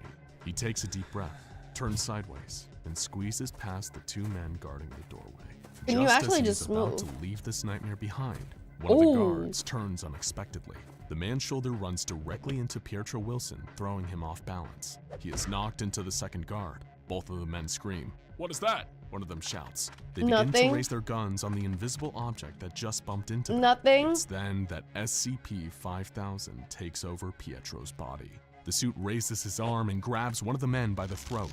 With a squeeze, the man's larynx is instantly crushed. Oh, hell The suit yeah. twists Oh, slightly hell and yeah. snaps the man's neck. Oh, hell He turns yeah. to face the second man. Even the black mask the man is wearing can't hide the look of terror on his face. But Pietro has no control over what SCP-5000 is doing. He has never killed before. It's okay. The suit launches You're not Pietro's killing. body into It's the the second man, suits. pinning him against the wall. It then grabs the top of the mercenary's head and slams it against the concrete. To be fair, the Again mercenaries were and trying to again kill him, and so why again, not? Until the man's screams are silenced. The suit lets go of the man, and his lifeless body slides to the ground as Pietro backs out. When he regains consciousness, he's outside of Site-22, standing on top of a hill, looking down at the facility below. He looks at his hands, then at the rest of his body. He is still contained within SCP-5000. I bet he can't even leave. There's a flash of light, and a heads-up display comes on. A He heads-up doesn't display. recognize any of the symbols, but as his eyes move from one area of the screen to the next, the symbols become highlighted. Before his eyes, certain symbols begin to translate into words he can read. One of the symbols now says, "Journal entry." Unsure of what else to do, Pietro begins recounting what happened to him at Site-22. He makes his way through the desert towards the nearest SCP Foundation safe house. Genuinely? He knows Okay. once there, he'll be able to reach out to Genuinely, this kind of just seems like it was like an alien suit or like an astronaut alien suit that had just dropped down and showed up. Like, is this an SCP or is it? I mean, I guess that is an SCP. What isn't an SCP at this point? Anything is an SCP, right? It's almost like anything can be a JoJo reference. to his superiors for help and further orders. No. Maybe he can even find a For sure, your superiors will not help you. They will take you and test you. way to get SCP-5000 to release him. As he trudges along, Pietro Wilson notices that his brain is telling him he is thirsty, but the His vitals on brain the is suit's telling heads-up him he display is- say that he is in good Oh. health. In fact, he is better than good. His vitals are all perfect. The suit seems to be giving him all the nutrients his body needs. It has even fixed his busted knee that was injured back in college playing football. But you're The thirsty, joint right? You feel itself has thirsty? somehow been healed. Pietro finally reaches the safe house and opens the door. It is quiet and dusty. It looks as if no one has been there in years. He walks over to the communication station and tries to contact the Foundation, but all he gets is static. He gives up and walks over to the TV. He pushes the on button. The screen hisses to life. What he sees causes his jaw to Oh, drop. what? The world is at war. A war between humans and monsters. Whatever happened at Site-22 also happened at other Foundation sites. Wait, but what does The that have to do with the SCPs technicians? have been let loose. So my question is, what happened to the other? Why are they shooting the technicians then? What does that even mean? That said, the suit was pretty cool. It seemed pretty normal. I do like it better than the sculpture. Okay, so I think it goes trapped in IKEA number 1, the suit number 2, the sculpture number 3, the plague doctor number 4, and the old man escapes number 5. Next up is SCP-3000. Jack was swimming deep underwater, wondering why he had such a pounding headache when suddenly he had a terrifying Anantashisha?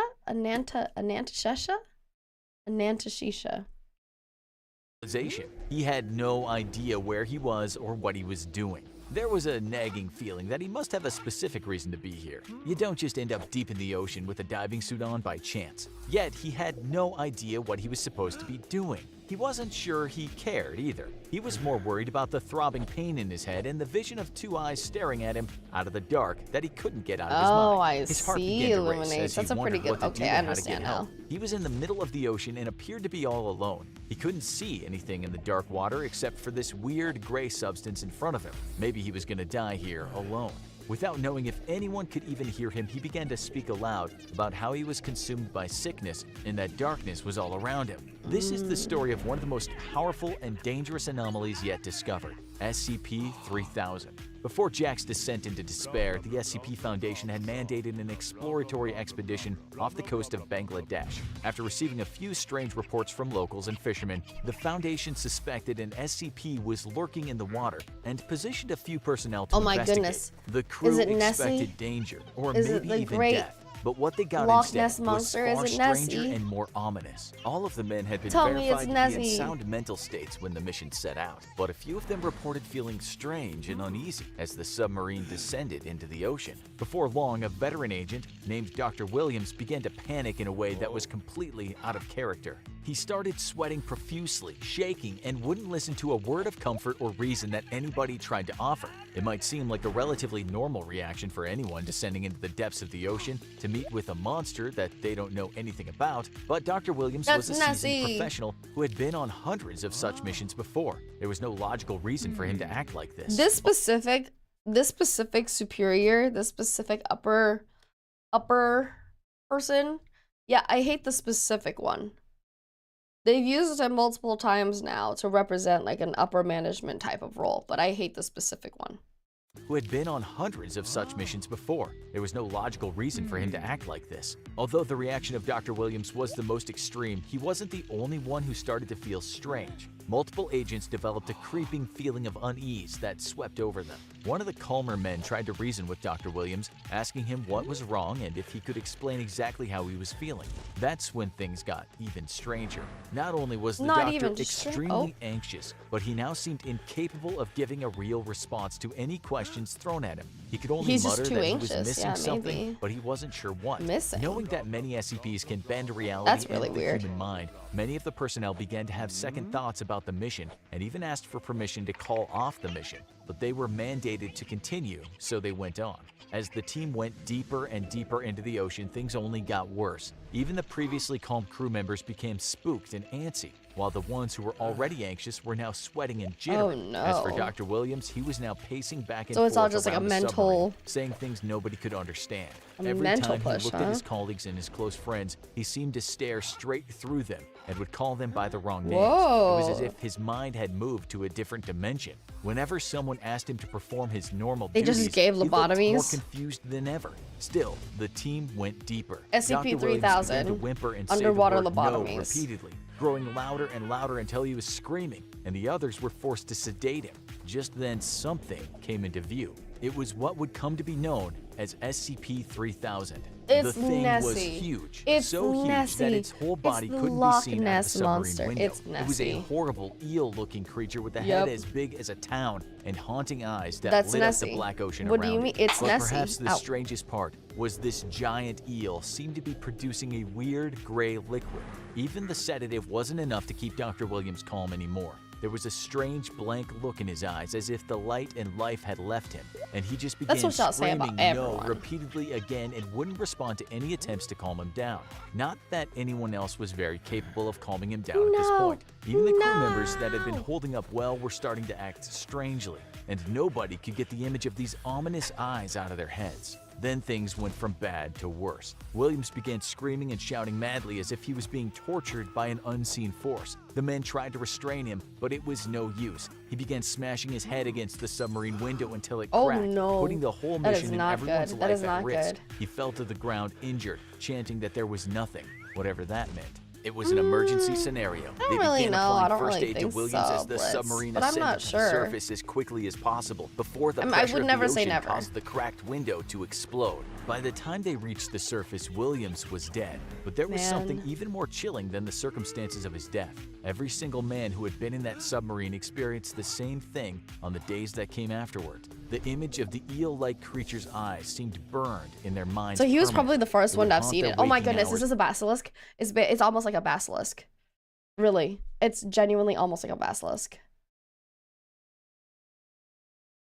For the rest of their lives, and sleep was no escape either, as they would appear in both their dreams and nightmares alike forever. A second mission had to be sent to gather more information about the strange beast. Already, there were many theories and question marks surrounding SCP-3000. How big was it really? Yeah, was a it sentient? giant What eel was the liquid thing for? None that of the men kind who had of been just on the gives previous mission everybody were who willing to sees return it to the and waters, thinks about, but or a new like sees group its of eyes, or brave thinks about its recruits eyes. volunteered. Illness. They were about to find out what right? so many in history have learned the hard way, that bravery and foolishness are often mistaken for the same thing. This time, the mission would not be in a submarine, but in dive suits, in order to observe the anomaly in even closer detail. Oh my and to goodness, eliminate they're all the gonna chance die. of one They're all team gonna member die. self-sabotaging the submarine, killing them all. They were transported to the location by boat, and the 3 men splashed into the ocean. They descended, and at first everything was going well. In case anything went wrong, the 3 of them were tethered together for extra security. But the deeper into the ocean they swam, and the closer they got to SCP-3000's location they got, the stranger things became. Which means just that like on the last if mission. SCP-3000 First, gets a there hold were of few minor one, cases of they'll get a confusion. hold of all One 3. of the team, Jack, thought it was his responsibility to lead the navigation, but another, Roberto, also thought it was his job. In fact, navigation was actually the job of a third team member, Amir, but he seemed to have forgotten. Everyone was getting confused. The team listening in on the conversations at the Foundation headquarters grew increasingly concerned about what they could hear. Was everyone losing their minds? Hopefully, nobody was about to pull another Dr. Williams on them. Still, Maybe it the was project just leads kind of couldn't like the afford to idea tell of the men being to in come back the to the surface. deep- The Foundation badly in the needed deep any waters, information right? they could get on this SCP, whatever the cost. So they told the men to Or press the on. claustrophobia. Things only got worse. Roberto was asking to speak to a colleague who passed away 2 years ago, while the others began to mutter indistinguishable phrases about eyes and darkness, not too dissimilar to the ramblings of Dr. Williams. It increasingly began to look like a suicide mission. Then there was You guys silence. couldn't have figured that What was shit going out on? first? Each of the men had completely lost it, to the point that they cut the tether that was holding them together. All alone, Jack couldn't remember where he was or why he was here. He desperately looked around to try and gauge his surroundings, but he could only see darkness. All he could think about was a pair of large eyes and an overwhelming fear of despair and anxiety. And this weird gray fluid that was now floating Oh, in front no, of him. not The with the Foundation weird gray listened as fluid. Jack started reciting a creepy speech about being on the edge of nothing, inches from oblivion, with a sickness in his mind and nothing but a pair of eyes in front of him. Down They with the listened sickness. in Oh my horror as goodness, they he heard movement literally through the are right radio. in front. It sounded like a huge creature was swimming toward the men. It had to be SCP-3000, but all 3 men were too confused to do anything about the situation or to even see what was in front of them, claiming they couldn't see anything in the darkness. There was silence for half a minute with the team listening in, fearing the worst. Then they heard some more unintelligible Oh my mutterings. goodness. The men Okay, must I be feel like the last like 2 to 3 minutes literally were just like, yeah, they went crazy. They genuinely went crazy. I'm just sitting here going, okay, so what's next? What's next?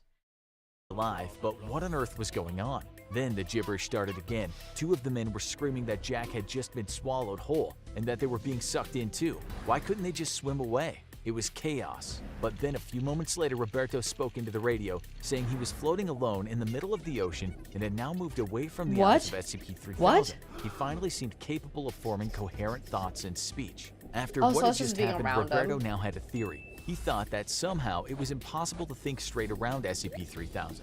When he'd been close enough to see the eyes, Roberto had felt a throbbing pain in his brain and been unable to think about anything. Perhaps it was something to do with that mysterious gray liquid. Even more slime was coming out of SCP-3000 now, and Roberto was determined to get a sample despite the warnings from HQ. In one final burst of motivation, he swam They went close crazy enough and then to they take went some of the gray crazy. liquid and Exactly, put it in a exactly. I'm like, special sample oh, collection okay. unit that was designed to float to the surface for Sounds like they collection went later. crazy. He had acquired some very important data, but he seemed to have lost all hope of preserving his life. Roberto started telling the team over the radio that he was dying and that his heart rate was too high, but cautioned that it would be too dangerous for anyone to try and rescue him. The personnel continued to try and communicate What with a Roberto, what a hero! A hero! Roberto to figure out what was going on, but his words had stopped making any sense until finally he went quiet. Minutes turned into hours, hours into days, and still there was no sign of Roberto. I'm pretty or sure the rest Roberto of the just died, divers. my dude. After 3 days, his radio, which had only been sending a steady stream of static, finally stopped working altogether and he was presumed dead.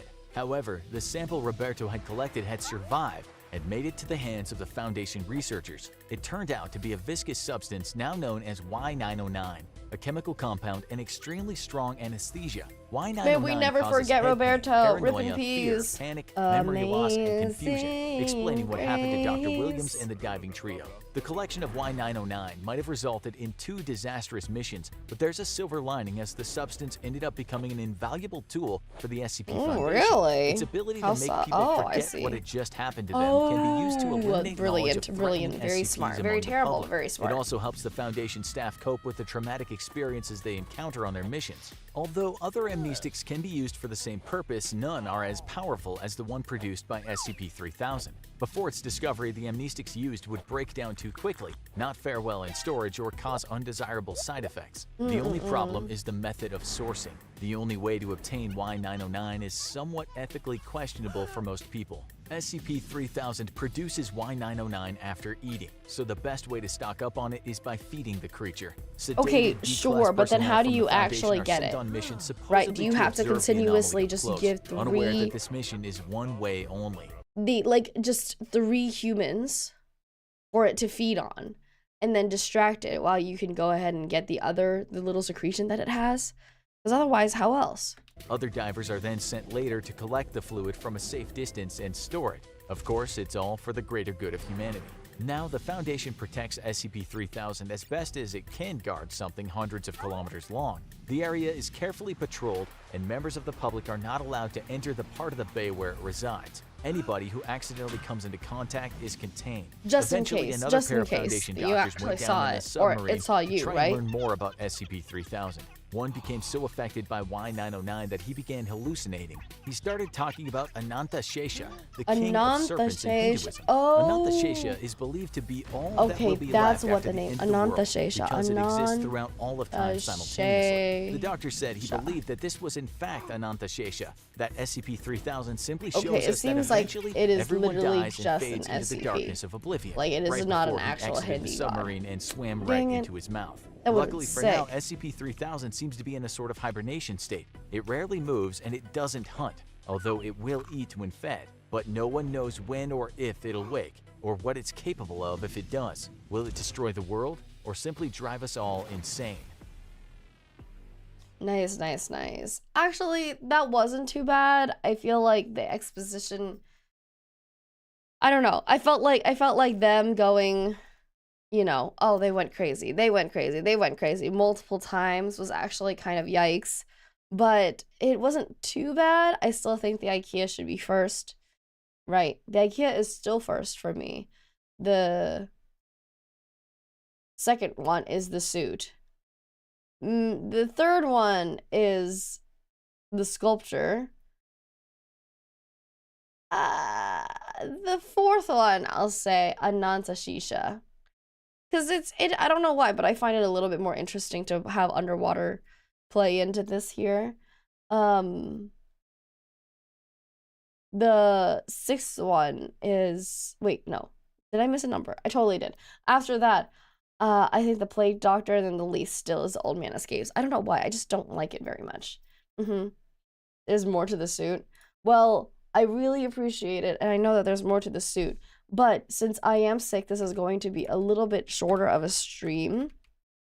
Thank you very much to everybody who came in and watched with me. This is actually quite interesting. I really enjoyed this. If it wasn't me being sick, I could keep going. But I'm just already feeling my meds kick in a little. Are we gonna need a second part? Oh, we're gonna have multiple parts. For sure, Rose. Don't worry. There's 700 videos in this playlist. Thank you. Thank you. I appreciate it. Yeah, my meds. I have to take my meds so that I could get better soon so I can continue to stream better.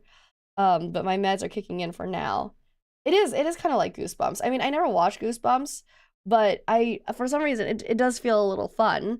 I think as we watch, I should just create somewhere. I should create a little list, right? And start plotting them. Maybe I'll do a plot, right? Make sure I'll do a plot. Thank you so much. Thank you. And more, seeing more SCP related media, I recommend Dollhouse and Overlord. Okay.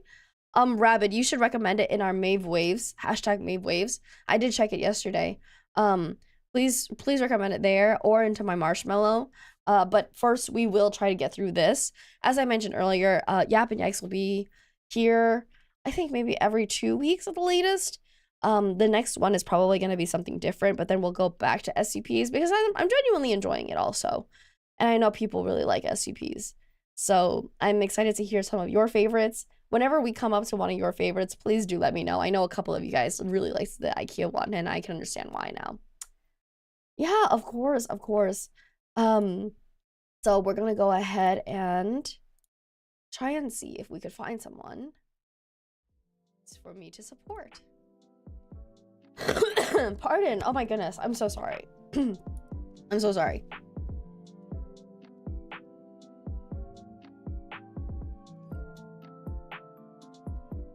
You know, I'm glad. I appreciate you guys for all understand the rare seal. Don't say that.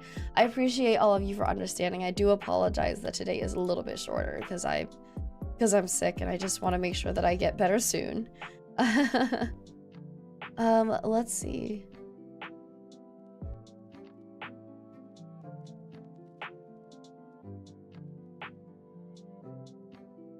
Thank you. Please just no. Thank you very much. Sick, huh? So sick. Yeah, but of course, even when I'm sick, I don't want to be far away from you guys. I do have tomorrow off. I have to go do some Christmas shopping. I have to go pick up some things from a friend, but then I will be back on Sunday for CS2, some more very calm CS2 gameplay. I want you guys to know the group that I play with that I had guesting last week, they're very excited to become the Sunday CS2 group. And a lot of them saw your comments and chats. And it's so funny. Like yesterday I was playing a little bit, just, you know, after my big Selkie nap, trying to get better. And I think Jerry, you guys know Jerry. Jerry got like 4 kills with just, 4 back-to-back kills with the sniper, with an op. And I said, geez, Jerry, don't let my chat see you. They're gonna go ahead and say interesting things. Yeah, exactly. So it's funny. It's funny. But and I do have the upcoming week scheduled. Again, I want to make sure that I get a piece of you guys as much as I can whenever I can. So please do understand if I still remain sick or anything, or during the holidays things are just a little bit more tough, because I will still try to be here as much as I can, just a little less per time. That said, I love you guys so much. Thank you so much for being here. My sweet sealies, I love you all. Do not forget to customize your sweet sealies and check out my new cover tomorrow. I'm coming out with a new cover tomorrow at 6 p.m. GMT, right? And 11:59 p.m. GMT tomorrow as well is the last day for you to put in your sealy, so I can make a little nice wallpaper, Christmas wallpaper of us all together with, you know, our little customized sealies. Health comes first. Thank you. Please do check it out. Okay then. I'm Globie Gen 3 Hexokai's Maeve Morveren, a corporate heiress Selkie, older sister figure, and Ojosama. This was Yap and Yikes, the second episode of it. And seal kisses and ocean wishes. Thank you very, very much. Bye-bye.